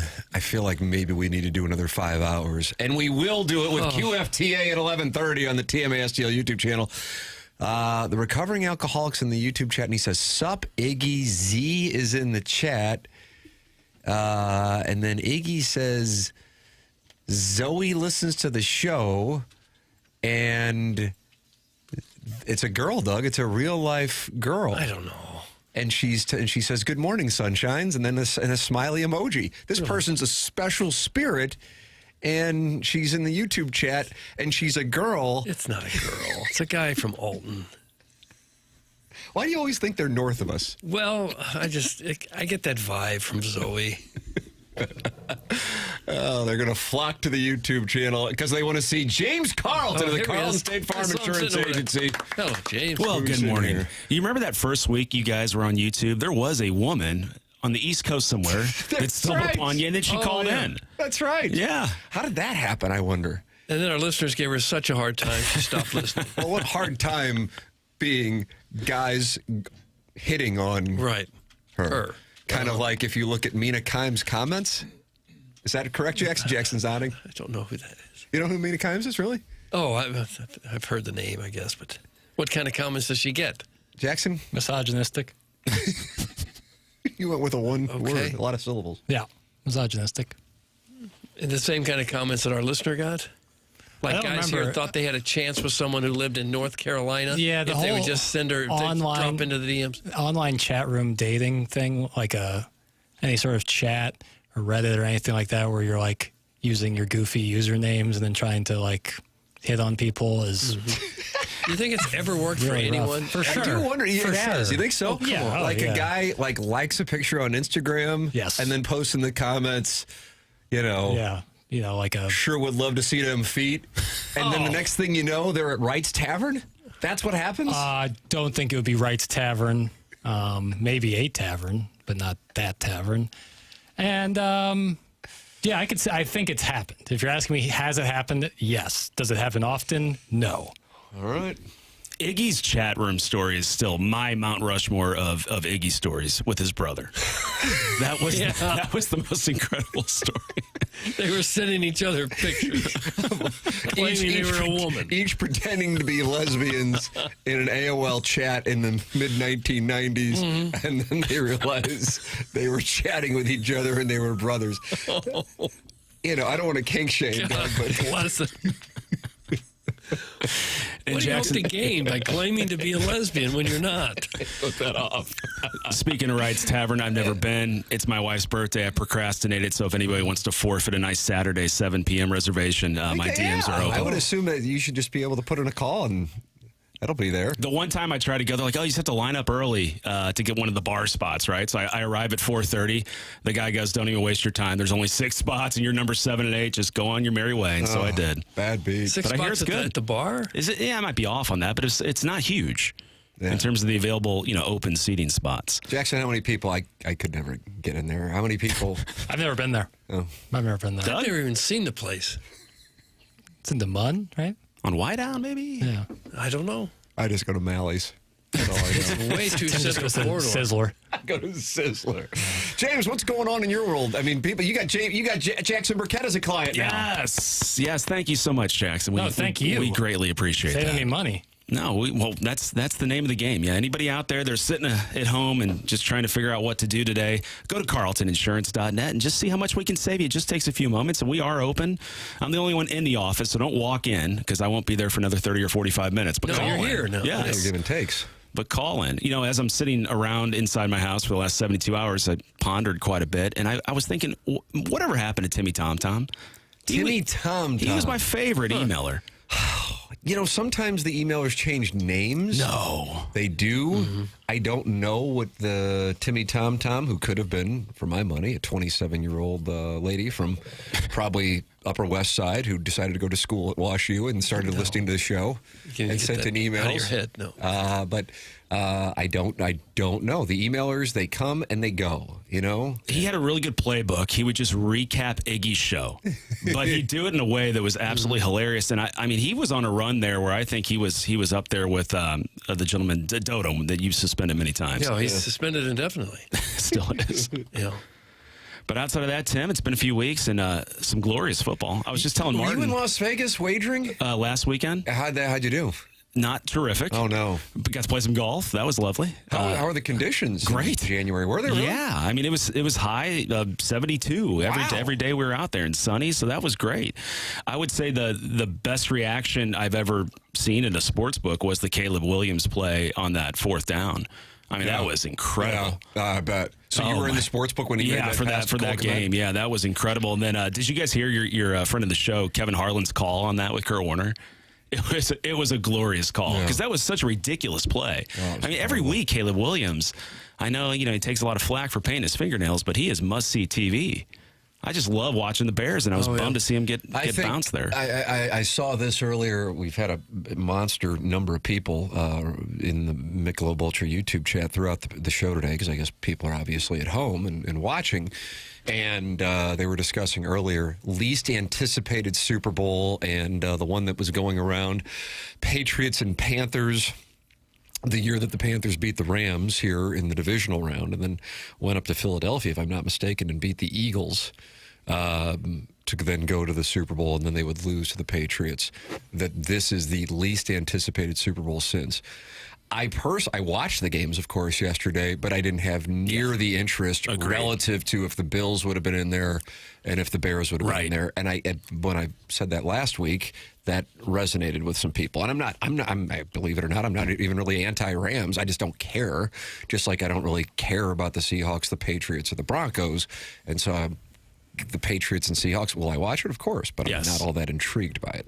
What happened in that 2003 Panthers game that Martz caught so much crap for? Oh, James, you've activated me. I forgot what he did. Listen, would it have changed the historical trajectory of St. Louis in the NFL? Probably not, but I don't know. I think I don't want to speak for Martin. I know he's already gone to onboarding. But I feel like he may have said this before, that he thinks that if they would have won Super Bowl 36, it could have changed things. I do think that. But this was 2 seasons later. They were a great team in 2003. Warner was already gone because I think he had gone to mentor Eli Manning with the Giants. I think he had a season or 2 there. Mm-hmm. And the Rams were really good. They were playing the Lions in the final week of the season at Ford Field. I was at that game. The Lions were terrible. I think they had a win, something like that. And it was thought that, Warner was still with the team, actually, now that I think about it, because they go, I wonder if Warner will play in this game. So Warner wasn't, and he did. He did play a little bit, I think, in that Lions game. They wound up losing to the Lions, which cost them home field advantage throughout the playoffs, which we were worried about because the Eagles were really good. And then they had to host the Panthers here. And it was kind of thought to be like, this is a speed bump. It's not going to be anything. The big game will be when the Rams go play the Eagles. And sure enough, the Panthers somehow jump out to a pretty big lead. To the Rams' credit, they come back. The Panthers are on their heels. And the Rams have the ball. They're driving down the field at the end of regulation. And I remember being on the sidelines. Doug, do you remember Dre Bly? Sure. Defensive back. Dre Bly was in the stands, like in the front row. And it's not like we knew each other, but, I'd been in the locker room covering the team when he was here. And you could see that Martz was going to kneel on the ball and play for overtime. Or play for a field goal, I guess. Maybe a game-tying field goal as opposed to... That's what it was. Okay. And I remember turning around with my hand, in the surrender cobra, I can't believe this, but I'm not talking to anybody. And I catch Dre Bly's eye, and he's just shaking his head. And the Rams kick the field goal. It goes into overtime, and then Steve Smith burns Jason Sehorn, and the Panthers beat the Rams, and that was the last ever, and probably will be the last ever playoff game in the city of St. Louis. How about that? Now, they would play in Seattle and Atlanta, I think the following season, if memory serves, in the playoffs, but the last one in St. Louis. And when I talk about coaching errors that I still blow me away, that is on my absolute Mount Rushmore. I can't believe it. I still can't believe it. Because that's not his MO. That's exactly right. And you know when a team is on it's like college basketball when a guy calls a timeout because he senses the momentum. I couldn't believe it. And it was going Martz's way. John Fox was the coach of the Panthers, and they were just done. They had a huge lead, and the Rams came back, and he could have finished him off. And I still don't know. And I remember Kyle Turley the next day said, "No, we support our coach." But then when he went sideways with Martz, I think at the end, if I'm not mistaken, and he laid him out for it. And there's actually a video of Torrey Holt on the sidelines yelling at Martz. And that's not normal. And that's not normal either. Yeah, that was brutal. It's some negative Rams history for everybody to enjoy this morning. There it is. But that's what it is.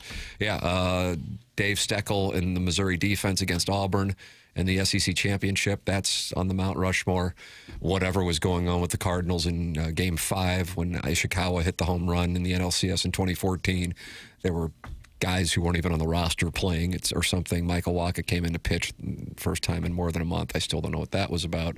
Yeah, there you go. There's my Mount Rushmore, Doug. Okay. Nice to get that off your chest, isn't it? Yeah. A little taste of what you're going to get on QFTA. Okay. Where Jackson and I sit in the studio for 5 hours this afternoon. God. I mean, good. That'd be heck of a I had something for QFTA. And this, hey, if you don't want to run it today, I don't know if this is a topic that what do you call it? Gets your synapses firing? Yeah, synapses. Let's see. So I went through, half my school in public school, half my school in Catholic school, none of which were here in St. Louis, so I'm not offending anybody. But I would say of the people that I still stay in touch with, those that are active churchgoers are more out of the public school camp. And those that went to the Catholic schools are the least active. That's interesting. And I was wondering if there's any parallel or if that's something you guys noticed in your friend group as well. I didn't know if having the theology classes for 6 to 10 years in a row kind of turned them off from pursuing a life of faith. Wow, how about that? That's an intriguing observation. It's a good QFTA there. James Carlton does wonderful work on QFTA. It's been a while. James Carlton is Jackson's insurance agent now. He's mine. He's Jamie Rivers. He's Brandon Kiley's. We ask you become one as well and support the sponsors. Longtime sponsor. Coming up on a decade here. How about that? What are we going to do? Is there going to be a cake? There's got to be a cake. Come on. 314-961-4800 to go online at carltoninsurance.net. That's James Carlton. Thank you, James. Have a great week, guys. Thank you, James. James Carlton coming in the challenging conditions here on TMA. We'll take a commercial break, come back with more Morning After here on 101 ESPN.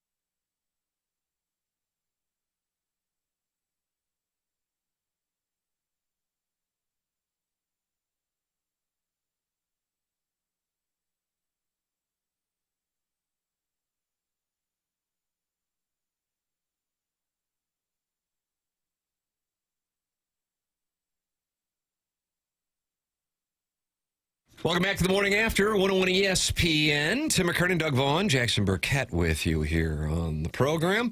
Martin Kilcoyne has left to go to onboarding, and Chairman Kurt is working from home, so that is why he is not sliding into the dais here in our 10 o'clock hour. If you missed anything, you can podcast like the Dickens. A lot of college basketball talk, a lot of NFL playoff talk. And, of course, joined by Chris Kerber, as always, on Mondays, and Gabe DeArmond, as always, on Mondays. Big doings this weekend with the St. Louis Golf Expo. I'm thinking about going out there. It's, where is it?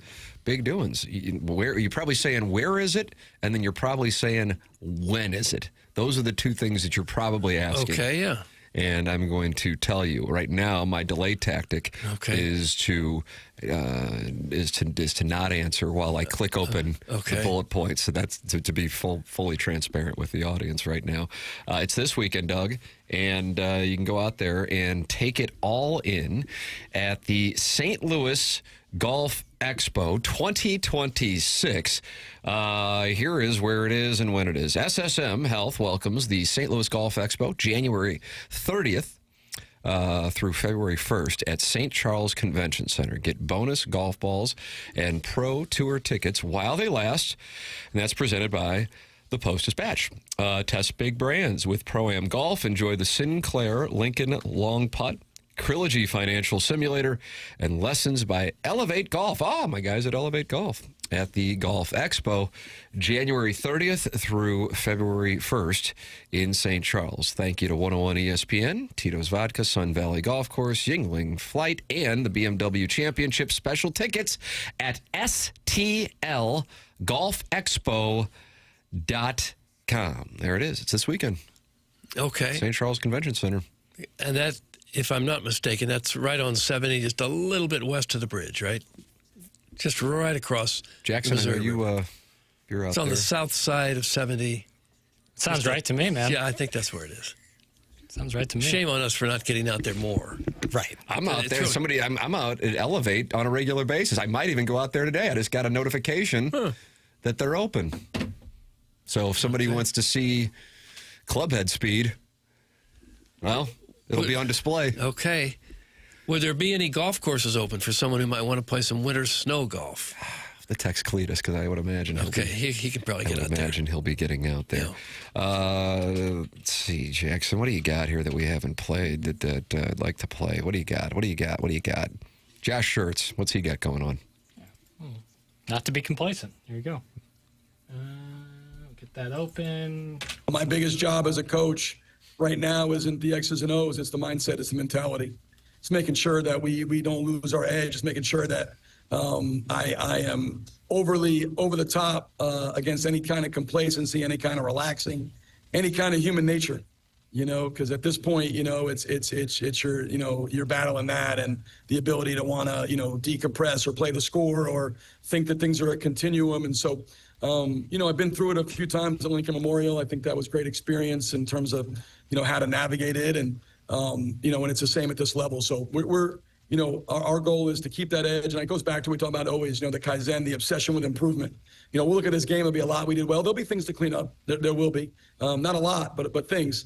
And but if you stay obsessed with improvement, you stay obsessed with how you can get better, we get better, stack days, be present, those kind of things. It gives you a chance to keep getting better while you're winning, which is ultimately how you have championship level seasons. You keep getting better, keep improving while you're having success, which is obviously incredibly challenging. How about that? They're becoming a national story, I think, or should be. Will be if they continue to tack on the wins. They're certainly getting more and more attention, and it's not because listen, there are other mid-majors that are having nice seasons. It's the manner with which they're doing it that's getting the attention, and I think that is, when you go out and shoot 13 of 18 from 3 in the first half. Not going to lose many basketball games. Holy crap! I mean, that's just absurd. And Sharma had the 29 and went off with 9 threes, but Trey Green went 5 of 10 from 3, and you beat a team like that. I mean, that's I don't know what the name of the gentleman's who was on the call. He used to coach at LaSalle, Italian guy. So Dick Vitale would certainly know. He said this is the best A10 team he has seen since 2020 Dayton. And now there was no NCAA tournament in 2020, but they did have the brackets out because everything shut down in between the Selection Sunday and the first round. But if you recall, Dayton was a 3 seed. They were sick. In 2020. Obi Toppin. Ain't no stopping Obi Toppin. Okay, stop it. Martelli, is that the name you're trying to think of? No. Fran Dunphy? Nope. Ashley Howard. Fran Dunphy would John probably... Gianni. I think Johnny Gianni. You talk about Johnny Gianni. Johnny And there he is. And he's in upstate New York watching the Billikens play on Friday afternoon for a suspicious 4:30 tip. And he's sitting there saying, I've never seen anything like this. This is the best A10 team I've seen since what's considered to be one of the best A10 teams in recent years in Dayton. Yeah, and by the way, the bad man didn't really have much of a game. He only had 6 points. So it's like, pick your poison. Yeah. Robbie Avila only had 9 points. He didn't play too much, talking about Kellen Thames. I wonder if they thought, well, we got this game under hand. That's right. Keep him That's on the exactly bench here. right. Huge week this week. George Washington in town tomorrow, and then Dayton for, I guess it's being called TMA night at Chaffetz. I don't know. I don't know either. It should be. Here's my issue with that. Number one, I'd like an appearance fee. Ideally. Not too much to ask. Right when you show up. Right. And a bar tab. Cash. Yeah, and maybe you'll give some of it back at the concession stand, maybe not. At Lorenzini's for bottle service. Yeah, that should be free. But now I'm sure people are going to expect me to sign and take pictures, and so I got to bring my step stool. Maybe we should do QFTA live at halftime from center court. 20 minutes isn't enough. Not nearly enough. Can you we'll have the teams wait until we're done. Can you wear a bag on your head so people don't recognize you when you don't want Well, the them problem is because of my skull shape, the bag always tilts to the side like a Gumby cut. Is that Bobby Brown? My But prerogative? if you got like a big Schnucks paper bag, That wouldn't be bad. It might hold its shape. Fan to blow it. Kind of like those things when they're shooting free throws. And they're those, what do they call Wacky those inflatable men. Wacky, that's literally what they're called? I think wacky inflatable tube guys. That was a big joke on Family Guy. You see them at like car dealerships, and then that's correct. Student sections or like have brought around them out. tax season at a strip mall. Yeah, and it's like they go up, they go down. Yes, up. Yeah, very similar. I'm now looking at the Gumby cut, and I think you should do that. I can't grow any hair. Oh, we can get you a piece or something. Yeah. Do you think they sell toupees with Gumby cuts? No, but Good for you to have a hair piece. For small Irish people. Yeah, they would both be like terrible looking and probably offensive. It's a win-win, we call that in the industry. We'll announce the winner of the Design Air Heating and Cooling email today. I have no idea who won. No, I don't either. I can't wait to find out. That's coming up at 10:55. BK and Ferrario. Alex is doing the program from home. Yep, just tested with Jackson him. just tested with him. So he's doing the program from home. We'll be doing QFTA on the TMA YouTube channel at 11:30, so you can tune in to watch the fun and games. That's coming up at 11:30. This is The Morning After, presented by Brown and Crouppen on 101 ESPN.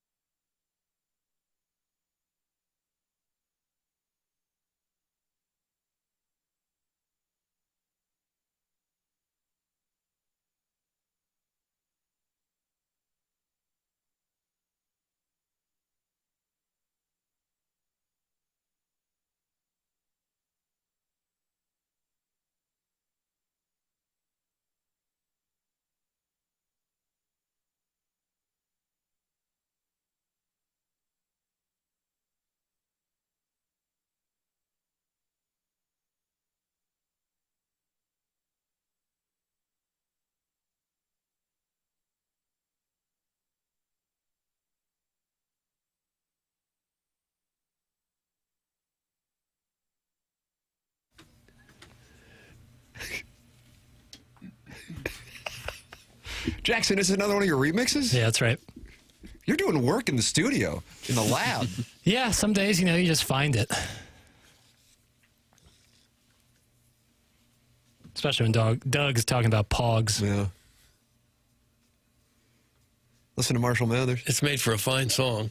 Hey, I can't wait to get our stuff. Have you boys ordered your stuff from Polos Plus or not? I'm getting sick and tired of asking, to be real honest with everybody. I've picked out some wonderful gear here, and I can't wait to see what it looks like. All right. Sounds like Doug hasn't. I've looked at it. There's so much I don't know what to pick from. It's so good. Every time I think, that'd be great. No, wait, look at this. I emailed Andrew Hubbard over the weekend. I said, we got to do something with the TMA STL shop and this stuff because it's so good. Yeah. Check out Polos. I'm not BSing. Even if they weren't a sponsor, I'd be saying the same damn thing, to be honest with you. Polos Plus, locally owned and operated company. And what you can do, and this isn't just for TMA merch, really, it's for small and medium-sized businesses, actually, although I'm interested in getting into TMA merch with them. Is this. They can get you high caliber apparel, and then you can put your company's logo on it. Polos Plus offers brands like Carhartt, Travis Mathew, Nike, Under Armour, and the list goes on and on. You can see it for yourself, and you go to polosplus.com. And then what you do, if you're the business owner or manager, is you take your company logo and you just upload it, and then they embroider it on the shirt. It's unbelievable. I mean, it's not really that unbelievable. It's pretty ABC, but they do it, and they do it well, and they've been doing it for 30 years in the St. Louis area. It's locally owned and operated. It's polosplus.com. Andrew Hubbard is a longtime TMA listener, and he says if you have any questions, you want to talk to him directly, you can email him at andrew@polosplus.com. In addition to that, you can go to polosplus.com and take 10% off with the promo code TMA. That's polosplus.com. We all have some Polos Plus gear coming our way. polosplus.com. Check it out and use the promo code TMA to get yourself 10% off. Doug, you said earlier in the program that you felt bad for the Broncos. Your son, John, a big Broncos fan. Sure. You said, you know what, if they had Bo Nix, they probably are going to the Super Bowl. I think so. I agree with that. I realize it's, you don't know and you'll never know, but I tend to think that as well, because minus that first pass downfield, the Mims, Jarrett Stidham really didn't have a whole lot going on. So Jackson has sent over the following. Doug, it's a guessing game. 10 times in which a late season injury impacted a team's championship trajectory. Oh, for heaven's sakes. In the NFL or all sports? All sports. Oh, gosh. You want specific examples?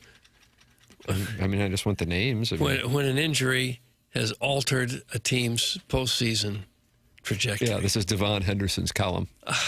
Gosh. What do you say, Devin? Nice show, Prep. Well, I'm sure there's been a lot of quarterbacks get knocked out, and other people have had to step up. Right? Okay, well then why don't you? If there's so many, then why don't share you? one? How about Bledsoe when he went down, and then Tom Brady stepped in? I don't think people remember that. Well, I do. It's not listed. Okay. Gosh. So Hot you want start. somebody getting hurt? Okay, I'm going to go right to the initials. Give me someone who got hurt. I'll see if I can. BP. B. Bob Phillips. When did he get hurt? What happened to him? Second letter, first name. R. Brian Peterson. Nope. Brian Peterson's out. He was healthy. The third letter, please. Oh. Brownwin Piccadilly. Correct. Who did he play for? Is that from the AVNs? Fourth letter, please. C. Brock Purdy. Yes! Okay, see, that was Good easy. work, Doug. Okay.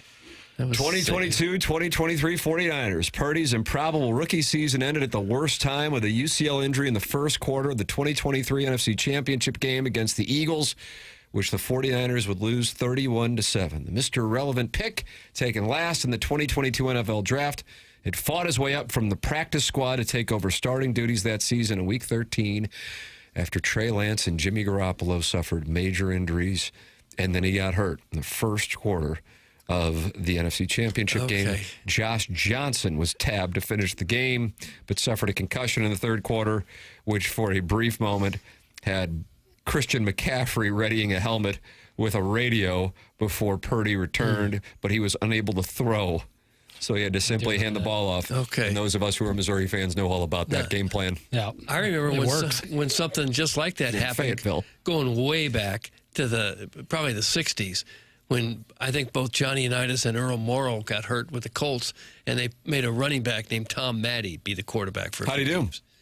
Better than you'd think he would. Yeah. A lot of those guys are like they were quarterback in high school Could or have something. been, yeah. Also on Jackson's list, KD and KT. Kevin Durant. Yes. And what was the second initial? KT. Thompson. Yes. Splash. Klay Thompson. Klay Thompson. The Right. Warriors suffered a double whammy in the 2019 NBA Finals, with the Warriors trailing the series 3-1 entering Game 5. Kevin Durant tore his Achilles after just 12 minutes of court time, and then Golden State still managed to win in the game to stay alive, but then Klay Thompson tore his ACL in Game 6. And without the team's second and third leading scorers that season, the Warriors lost the Finals 4-2 to the Toronto Raptors. Here's something that I'm going to throw out to you, Jackson, and see if I'm right on this. Okay. 2019 Toronto Raptors is to basketball fans what Danny Willett and the 2016 Masters is to golf fans. Yes. Yes. It is viewed as what they would say a hospital championship. They're the beneficiaries of a lot of injuries going on throughout the sport.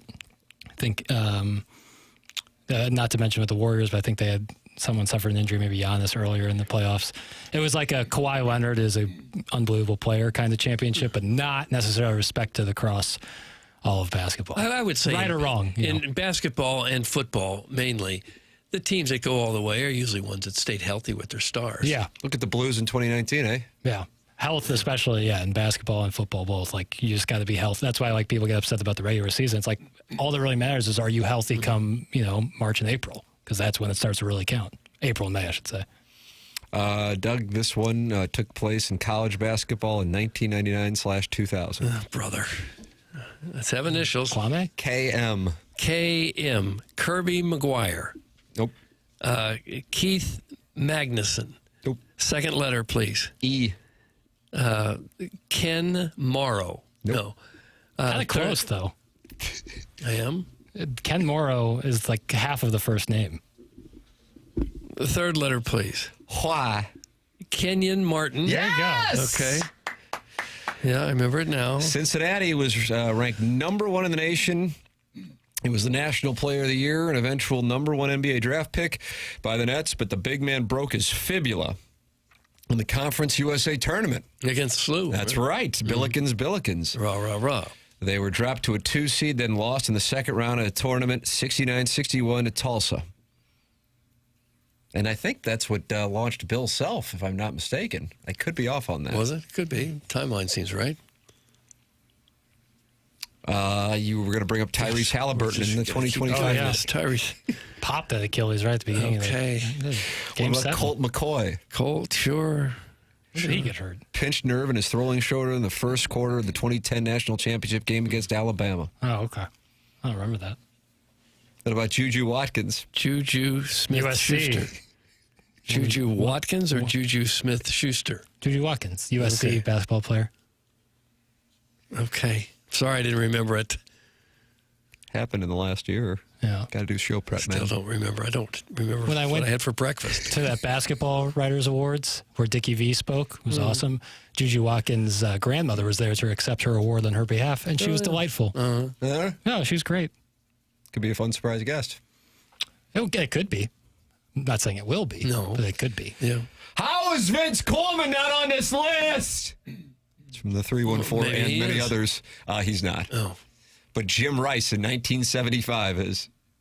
Okay. I forgot what happened to him. I actually don't know what happened to him. Jim Rice was the AL Rookie of the Year. And in late September, he broke his hand after being hit by a pitch against the Tigers. Okay. Sorry, I didn't remember that one either. I've only seen 15,000 games since then. I mean, if you're going to pick that one, I would pick Vince Coleman and the tarp just because of how weird it is more than that. And it also is 10 years more recent. One, of course, being 51 years ago. The other 50, 40, whatever the hell it is. Who cares? The Bo Nix one's so weird because it's like no one knew when it happened. I know. It was like Adam Schefter sent a tweet out, and I thought it was from like one of those fake Schefter accounts. I was like, what do you mean he's hurt? I just saw him win, and it didn't seem like he was down on the field. And did an interview after the game. Yeah, I was like, okay. what do you mean he's hurt? That was really odd. He probably thought he just sprained his ankle. Yeah, the adrenaline's probably rolling so much they don't even know. 1047 in St. Louis. Program is called TMA, Time Check. Brought to you by Clarkson Jewelers, an officially licensed Rolex jeweler. And we will have the winner of the Design Air Heating and Cooling email of the day coming up. Brown & Crouppen, the presenting sponsor on TMA, online at getbc.com. Usually on Tuesdays, we have Andy Crouppen, Ed Herman, or Brody Herman, or Terry Crouppen in. I don't know what will happen tomorrow. See if the roads are improved substantially between now and tomorrow. But we have them on, and we have them in, as they are local. Founded in St. Louis in 1979, and here they are serving the St. Louis area for more than 45 years. Brown and Crouppen. Don't you want a local law firm, one that knows how to handle the big national insurance companies and the local courts? It's Brown and Crouppen at 314-222-2222, or go to getbc.com and make sure you let them know you heard about them on TMA. Remember, the choice of a lawyer is an important decision. It should not be based solely on advertisements. Past results are no guarantee of future results, and every case is different and must be judged on its own accord. You're listening to TMA 101 ESPN.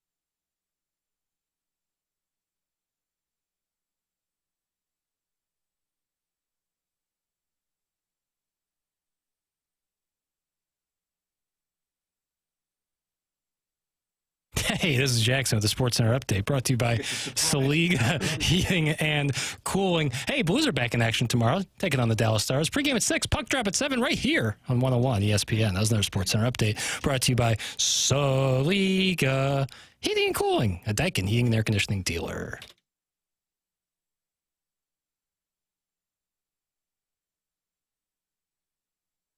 All right, Doug, we're about to announce the winner of the Design Air Heating and Cooling email today. Critical here with only 5 emails of the day left in the month of January, and somebody winning a $10,000 prize, a $10,000 HVAC system from Seth Goldcamp at Design Air Heating and Cooling. And if you've got a business and you want to give away the big prize for the month of February, email me at McKernan at InsideSTL.com.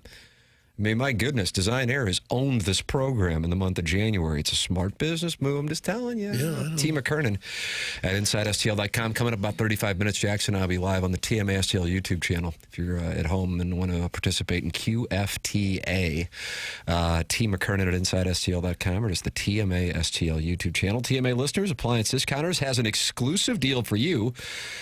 Come in and receive an instant 5% rebate off your next appliance purchase. That's right, 5% instant savings off their already low prices. In addition to the 5% instant rebate, you can receive their other factory rebates, some up to $1,500 direct from the manufacturer.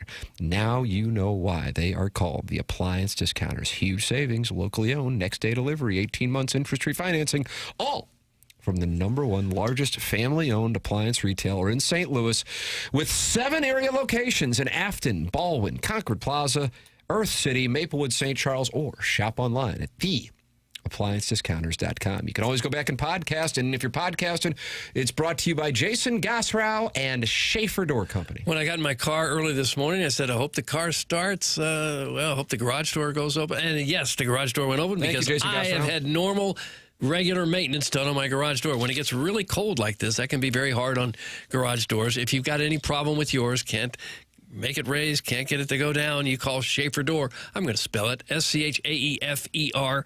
You don't have to be able to spell Schaefer for them to come out and fix your garage door, but it does help, so you can look them up online. SchaeferDoor.com is the website. They service all kinds of garage doors for service and new installs with LiftMaster. LiftMaster garage door openers are strong, quiet, and versatile. Great brand. They also have that special Monday morning standby service at Schaefer Door. This has probably got a lot of calls on this particular Monday morning. Doors tend to break over the weekend. They service commercial doors as well. If you run a business or have a warehouse with those big, giant, tall doors, Schaefer is experienced in those types of jobs as well. The business has multiple family members that have been working there for years, big enough to handle any kind of job you can throw at them, small enough that you talk with a real person when you call them on the phone and have some questions. And their service techs are not commission-based, so they're not going to try to sell you something that you don't need. The website, again, is SchaeferDoor.com. You can call or text at 636-782-3608. Schaefer Door is a LiftMaster partner. Ladies and gentlemen, it is my pleasure to present to you a boy by the name of Jackson Burkett, a boy who was driven to these studios today by his father, but a boy who is becoming a man, and you know he is because he's about to announce the winner of today's Design Air Heating and Cooling email today for January 26th, 2026. Huge moment in this show's history. We have a new leader in the clubhouse, fellas. Who do we have? Alan Dadeville. Oh my goodness! His 3rd win for the month, putting him atop the email today standings. Wow. Alan Dadeville has his 3rd win. And if he can stave off Buck Swope in the incel from the other end of the couch, or somebody who just comes in and goes on a heater and wins the next 4, because Al only has 3 wins, Alan Dadeville's going to have himself a brand new $10,000 HVAC system. I still think Buck Swope's got a win in him, though. I still do. Yeah. And I don't know what's going on with this incel from the other side of the couch. Yeah, it's just Chairman Kurt says he writes in, but they get filtered. I don't know. Really? Too naughty, probably. Too naughty. Jackson and I live at the bottom of the hour on the TMA YouTube channel. BK and Ferrari live right here on 101 ESPN in a matter of moments. Time for us to shut it down. For Jackson Bennett Burkett, for Chairman Kurt, for Martin Kilcoyne, for my brother Kevin, for Douglas Sullivan, Vaughn, I'm Tim McKernan. This has been The Morning After, presented to you by Brown and Crouppen on 101 ESPN, live from the Stiefel Studios and on the TMA STL YouTube channel.